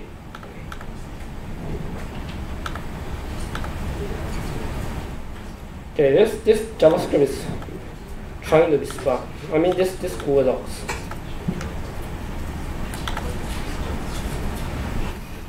So you see, this thing, it tries to be, this Google Docs really, hola.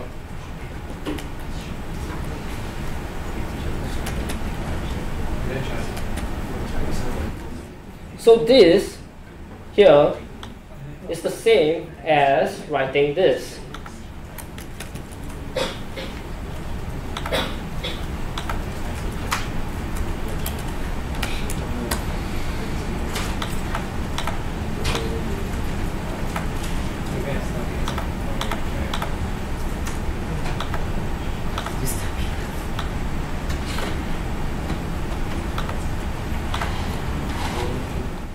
It's the same as writing this. Alright, so even in PHP itself, it's also the same thing. Right? When the else if when else if is used, it's logical. How it looks like is actually this code here. Right? But when we put else, then space if, we make our code look neater actually, because there's lesser indentations needed. And it's also pretty clear cut to us, right? So this is how the else space if works, okay?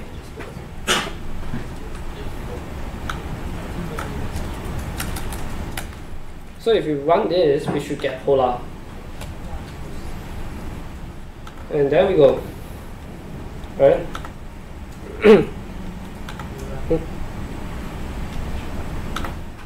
And we also got for loops, for each loop, and also while loops. Same as what we have in PHP itself, right? So it's still the standard loops that we usually see, right? And let's try to do something more. Let's try to write some content. Right, so write some text in the body. Sounds easy. Let's copy this code then. So what it's essentially doing here is I just script this thing.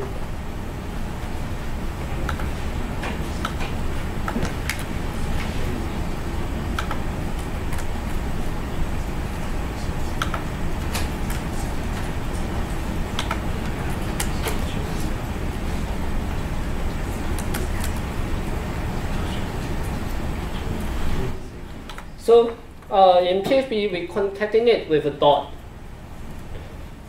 In JavaScript, we can concatenate with a plus sign. Right, so it's just adding the string together. Right, so some words. So let's refresh the page and see what's happened. Really? Okay, so I don't think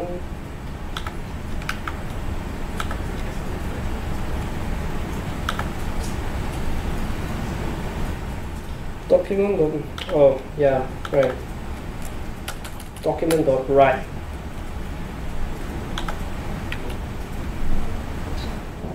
There we go. It's not document.body, but document.write. So we've added some content in document.write, some words. And so what we got was this. We took this some words, I love Taylor Swift forever, and then we threw it in here, and we add in some other string behind, and ever. Right. So we write it in the document, which is here. After the sum content, we get I love Taylor Swift forever and ever. Right. That's really it. So we've seen how that we can actually add content on the fly using JavaScript itself. Right.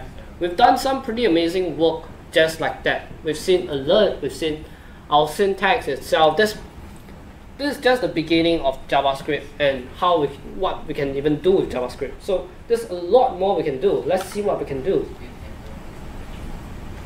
Right. So we can drink some water.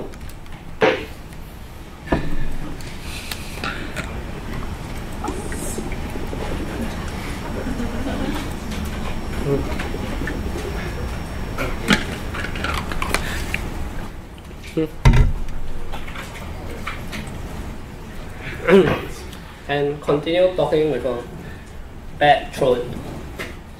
Okay, so I think I'm probably losing my voice soon. So okay, so now we'll do this, adding the ID tag, the ID attribute into our division like that, right? And actually, is this correct? Yeah, this is correct. Okay, so now what I'm gonna do is that I'm gonna go to test.html. I'm gonna do some break lines, right?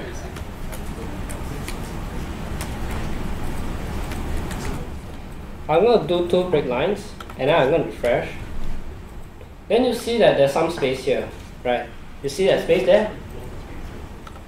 I added 2 break lines there. So the document.write only appended to the last area there, right? You saw it? It only appended to the last part. But now, what if I want to append it up here in this particular some content? Right, well, we can do that with what we can do this. We can do the document dot get element by ID content dot write. So let's see what happens. Copy this, put it over here in app.js.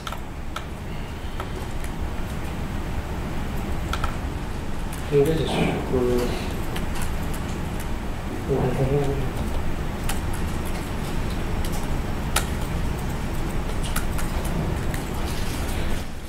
so it'll go and look around for this ID content, right? If it's able to find it, then you dot write, right?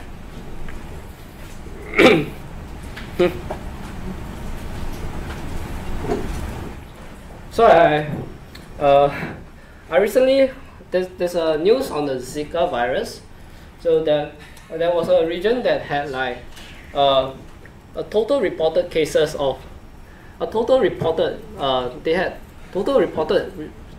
particular region 369. So again, there's someone posted a picture of the mosquito doing the gang chants. Yeah. So yeah, I run all this. So let's refresh the page and see what happens next. Alright, so hopefully it works. No, it's not. It doesn't work. No, it doesn't work. So let's just do it the hackish way. Hold on.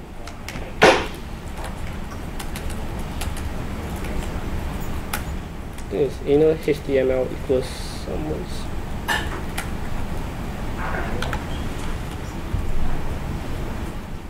Okay, so what I did was I go and override the previous content that we had.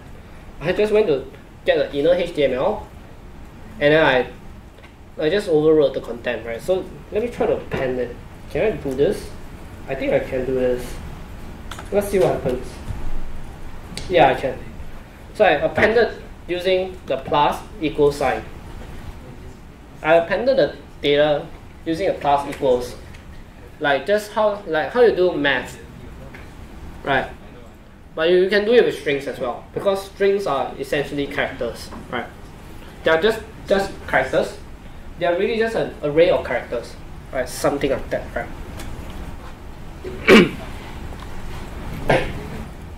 So we done this. We got it on the same line, even though there was. So it's essentially inside the. If you inspect the element, you see down here that this ID equals content, and within this div itself, you got some content. I love Taylor Swift forever and ever. Right. So, yeah.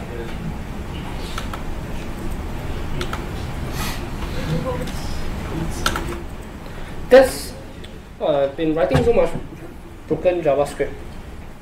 So this is what you write in like 4 AM in the morning. This is the kind of code you write 4 a.m. in the morning. So yeah, well, if you look at it, it's kind of getting a bit more complicated and complicated, right? So people will say, please send help. Well, help is here, right? So introducing to you jQuery library, which we already introduced you before, but we're going to reintroduce you again. We know that the jQuery library exists, and the Bootstrap depends on the jQuery library. But what exactly is this jQuery thing? Right? Is it another SQL language? No, it isn't. It's a JavaScript library. So what is this JavaScript library doing here? Right? How much time do we have? So we've got it's really a JavaScript library to help you cut down a lot of codes. It's like Bootstrap, but for just JavaScript, right? Something like that. Think of it that way. So we still have our original content like that, but if we have jQuery, which I'm gonna copy and paste. I don't trust my own code anymore, so I'm gonna look at my other code that seems to be more reliable. So I'm gonna copy the jQuery library. Where is this jQuery library? Copy, and I'm gonna paste it in test.html right above this app.js. Right, what did I copy? I queried jQuery library, I copied it already. So now I have the power of jQuery. Right, so what this jQuery does, right? So I think this script I typed can be trusted. I'm just gonna copy it. Alright, so what did I type? Actually, let me just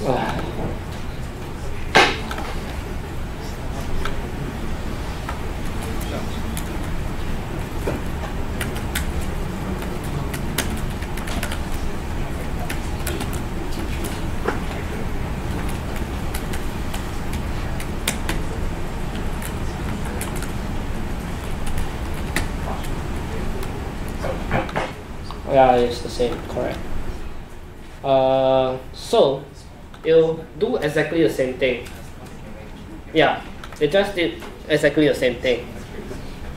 Alright, so I cannot stress how many times I have to stress this because it's getting really stressed out already. So anyway, jQuery library is huge. Bootstrap is huge. Don't use them if you only just need some parts of them, right? Don't use it if you don't need it that much. If it's just a small project, don't use it, right? Writing just your JavaScript, right? It's fine enough, right? Okay, so we did this, right? So let's take a look at the code again. So remember the hashtag in CSS? Well, they also exist in the realm of jQuery, right? So the hashtag, if you remember, it's actually pointing towards an ID, right? So the ID here is pointed at content, right? So we pointed to content, right? So let's see here. You see this? ID equals content, right? And then hashtag content. So what is this thing over here? What is this magical thing here, right? How come it's so powerful? It cuts short so much code, right? Well, this is what we call a selector, right? It's the jQuery selector that allows you to select even classes, class elements, ID elements, or elements by their name itself, right? Or even pseudo classes, attributes, and everything. All of them can be selected using this powerful magical marvels of jQuery, right? So we use the selector, then we use this function called append. Right, so we append whatever stuff we want, and then we add it in. Right. So another benefit of using jQuery is that it does the normalization for you. Right. So because of some whatever stupid reasons, there are some difference between Internet Explorer and like things like Firefox or Chrome. So your JavaScript that works in Internet Explorer might not work on Chrome, right?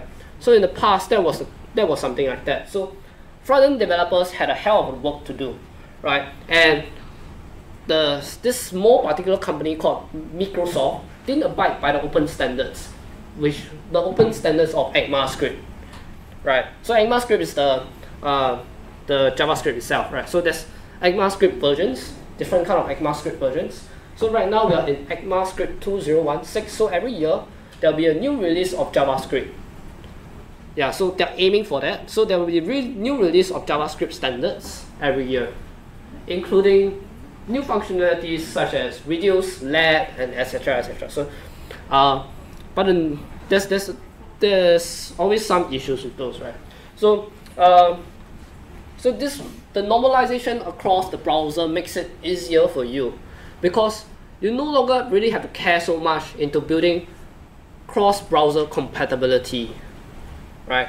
You don't have to spend so much fiddling out, why doesn't this crap work on Internet Explorer? What must I do? Right, so lesser time spent on that, right? So a lot of normalization being done for you and making your life a bit easier. Of course, that's for, so now we have learned about selectors and functions within jQuery itself. So if you visit the jQuery website, you'll see, obviously, there's some documentation available for you to look up on. So jQuery.com has this search thing here. You can look up on the functions that are available, such as append. Right, so when you hit the search button, are you kidding me? Okay, so I'll just use DuckDuckGo. So we've got wonderful documentation available for this APIs. Dot append, then it will say blah blah blah, insert content, blah blah blah blah blah, blah blah blah, blah blah blah. So there's a wonderful full-fledged documentation for you out there to explore, right? We've previously introduced to you CSS, we've previously introduced to you HTML, and the guide was to use Mozilla Development Network, MDN, for you to look up on the documentation itself, right? So for JavaScript, you can also use MDN, and for jQuery, you've got jQuery.com, and for PHP, you've got PHP.net that provides really full-fledged documentation out there that really works, right?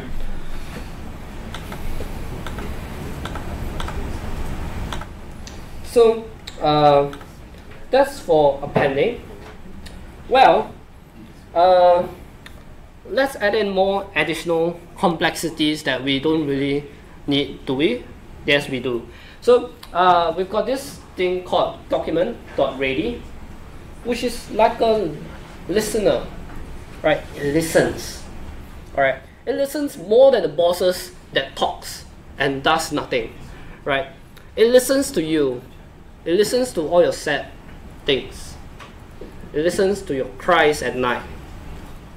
So it's a really wonderful buddy that you have, and you can use it for the rest of your life, right? So use this thing that we have here, listeners. Okay, so within JavaScript itself, we have listeners that are really nice, right? So what is this thing doing here is that it's listening for the document to be ready. So when the document is ready, it fires an event out and says, okay, the document has been loaded and is ready. Do we launch the nuclear rockets right now? So after that, this listener picks up. it picks up the event that has been broadcasted out. Then they will call to this anonymous function here. Function bracket, bracket, bracket, bracket. Sounds like a frog really. So it will execute whatever is here, right? So why do we even need to listen for the document to be ready, right? Sometimes, even when we put it at the bottom of it, even when we put it at the bottom of the document, the document might not have been fully loaded or something like that, right? There might be some scenarios, or if when you put your, you decided to be crazy and put your JavaScript file at the top, right? So when that happens, you need this thing called document.ready that listens for the event of the document ready broadcast. Alright, so when that happens, you have this, right? So let's copy. I'm gonna just go add this in. It's a really simple function. I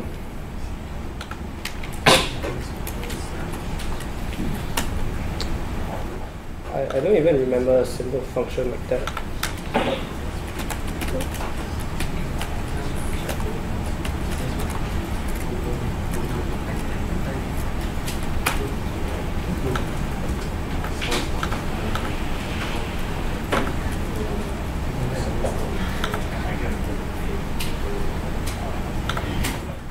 So it loads. See?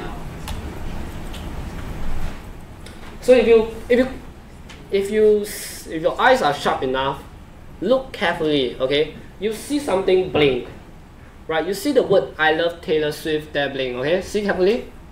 You saw it blink? Did you saw it? Saw that, right? So that was it was waiting for the document to be fully ready, and when the event fired, it saw it coming, and then it boom, the text came out and was appended to it. So that's what happens, right? So we've basically introduced one of the, actually we don't really have a lot of time. Okay, so we basically introduced one of the listeners, the document listener, right? So there are also other listeners out there. So we're gonna really cut to the chase. Alright, so anonymous function is a function that has no name, right? So what happens? JavaScript is loaded. JavaScript listens for the document's load finish event. Document finish loading and fires the event. JavaScript looks for the HTML element with an ID of content. JavaScript appends "I love Taylor Swift" forever and ever to the HTML element. That was what happened. So now we're gonna add in a form. Actually, we're just gonna add in this for now. Okay, so yeah.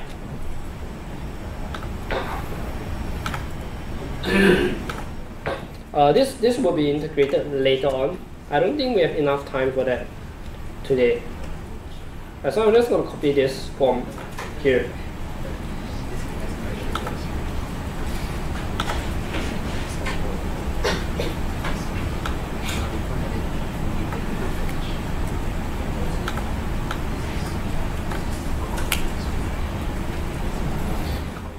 Okay, so notice how I don't even have anything. Hold on.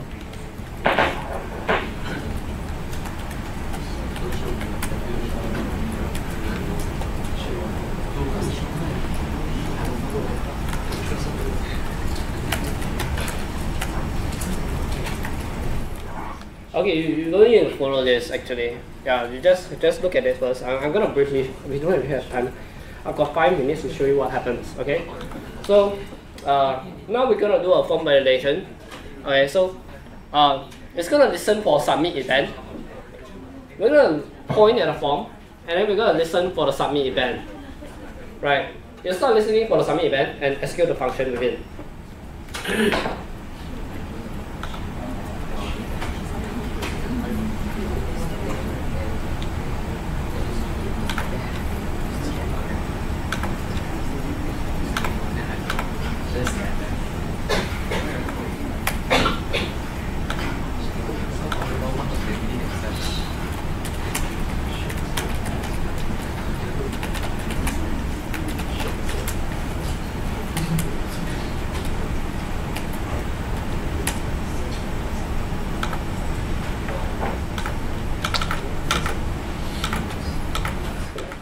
So standard thing, it listens, document, finish loading and fires the event. JavaScript listens for the form with an ID, login form to fire a submit event. Right. So we're gonna do like a serialization and then, yeah. Oh, this is long.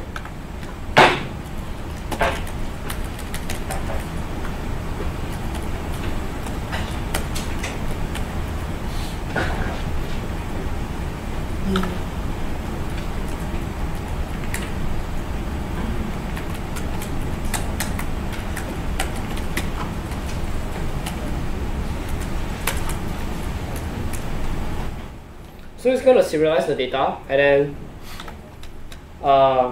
become a key and value. So it's going to be an object with a key and a value. Right? The key is the name. The value is whatever is the input. So the key would be something like, let's say, the key would be something like username. And the value of the key would be the input. It's somewhat like the get and post global variables, something like that, somewhat similar. Except, so we are doing something similar to what we have previously did in PHP, which was the for each loop. Right. So this loop shows all the data, and then we keep lookout for a name that is username. Right. Then after that, we check. We do a length check. Check if the. Actually, this looks very wrong. This is wrong. This should be value. Data.value. Data.value.length. Yeah, this is value, not key. Smaller than 3. Then alert username too short. So basically what happens is when the person submits the login and the username is too short, then it'll pop up the thing and say, oh, username is too short. Right, something like that. Right, so this is what happens, right? JS listen for the form with an ID, login. It attaches the listener to this particular element that has the ID login form. Right, and it listens for the submit event. Right, and then when it's submitted, then JavaScript looks through all the form data and input and look out for the username. JavaScript then check the input for the username and see if it's shorter than 3 characters. If yes, show an alert with the message. Right, so that's it for our JavaScript. I mean, not at the end of JavaScript. So, but that's it for today's workshop. So let's go through a really quick summary of what we have learned so far. We've learned PHP sessions, how we can attach cookies onto our client browser and be able to identify them. We've learned more about databases, in particularly relational database, the MySQL database. And we've learned PHP data objects, JavaScript syntax, which is what we've already learned before, which is very similar to the PHP syntax itself. And we learned about more in depth into the jQuery library, JavaScript functions, the anomalous functions and all, and of course JavaScript listeners. We went through the JavaScript part a bit quickly today, and we're gonna go more. We're gonna do a better revision next week. So for next week, we'll be covering the last part of JavaScript itself and deployment of your website, right? So I think we'll be most likely deploying to Azure, I think. Yeah. Is it okay? Okay, so so next week we'll be talking into more platforms that we deploy into. There's famous ones such as Heroku, Azure, Google Cloud, OpenShift, and many more platforms out there that we can deploy our code into. So that's it. If you have any questions, feel free to stay behind and ask. Email me or anything. If not, thank you for coming today, and have a great evening. And a huge thank you to Jun Hao for doing the recording and Jen Deng as well for helping out. Thank you.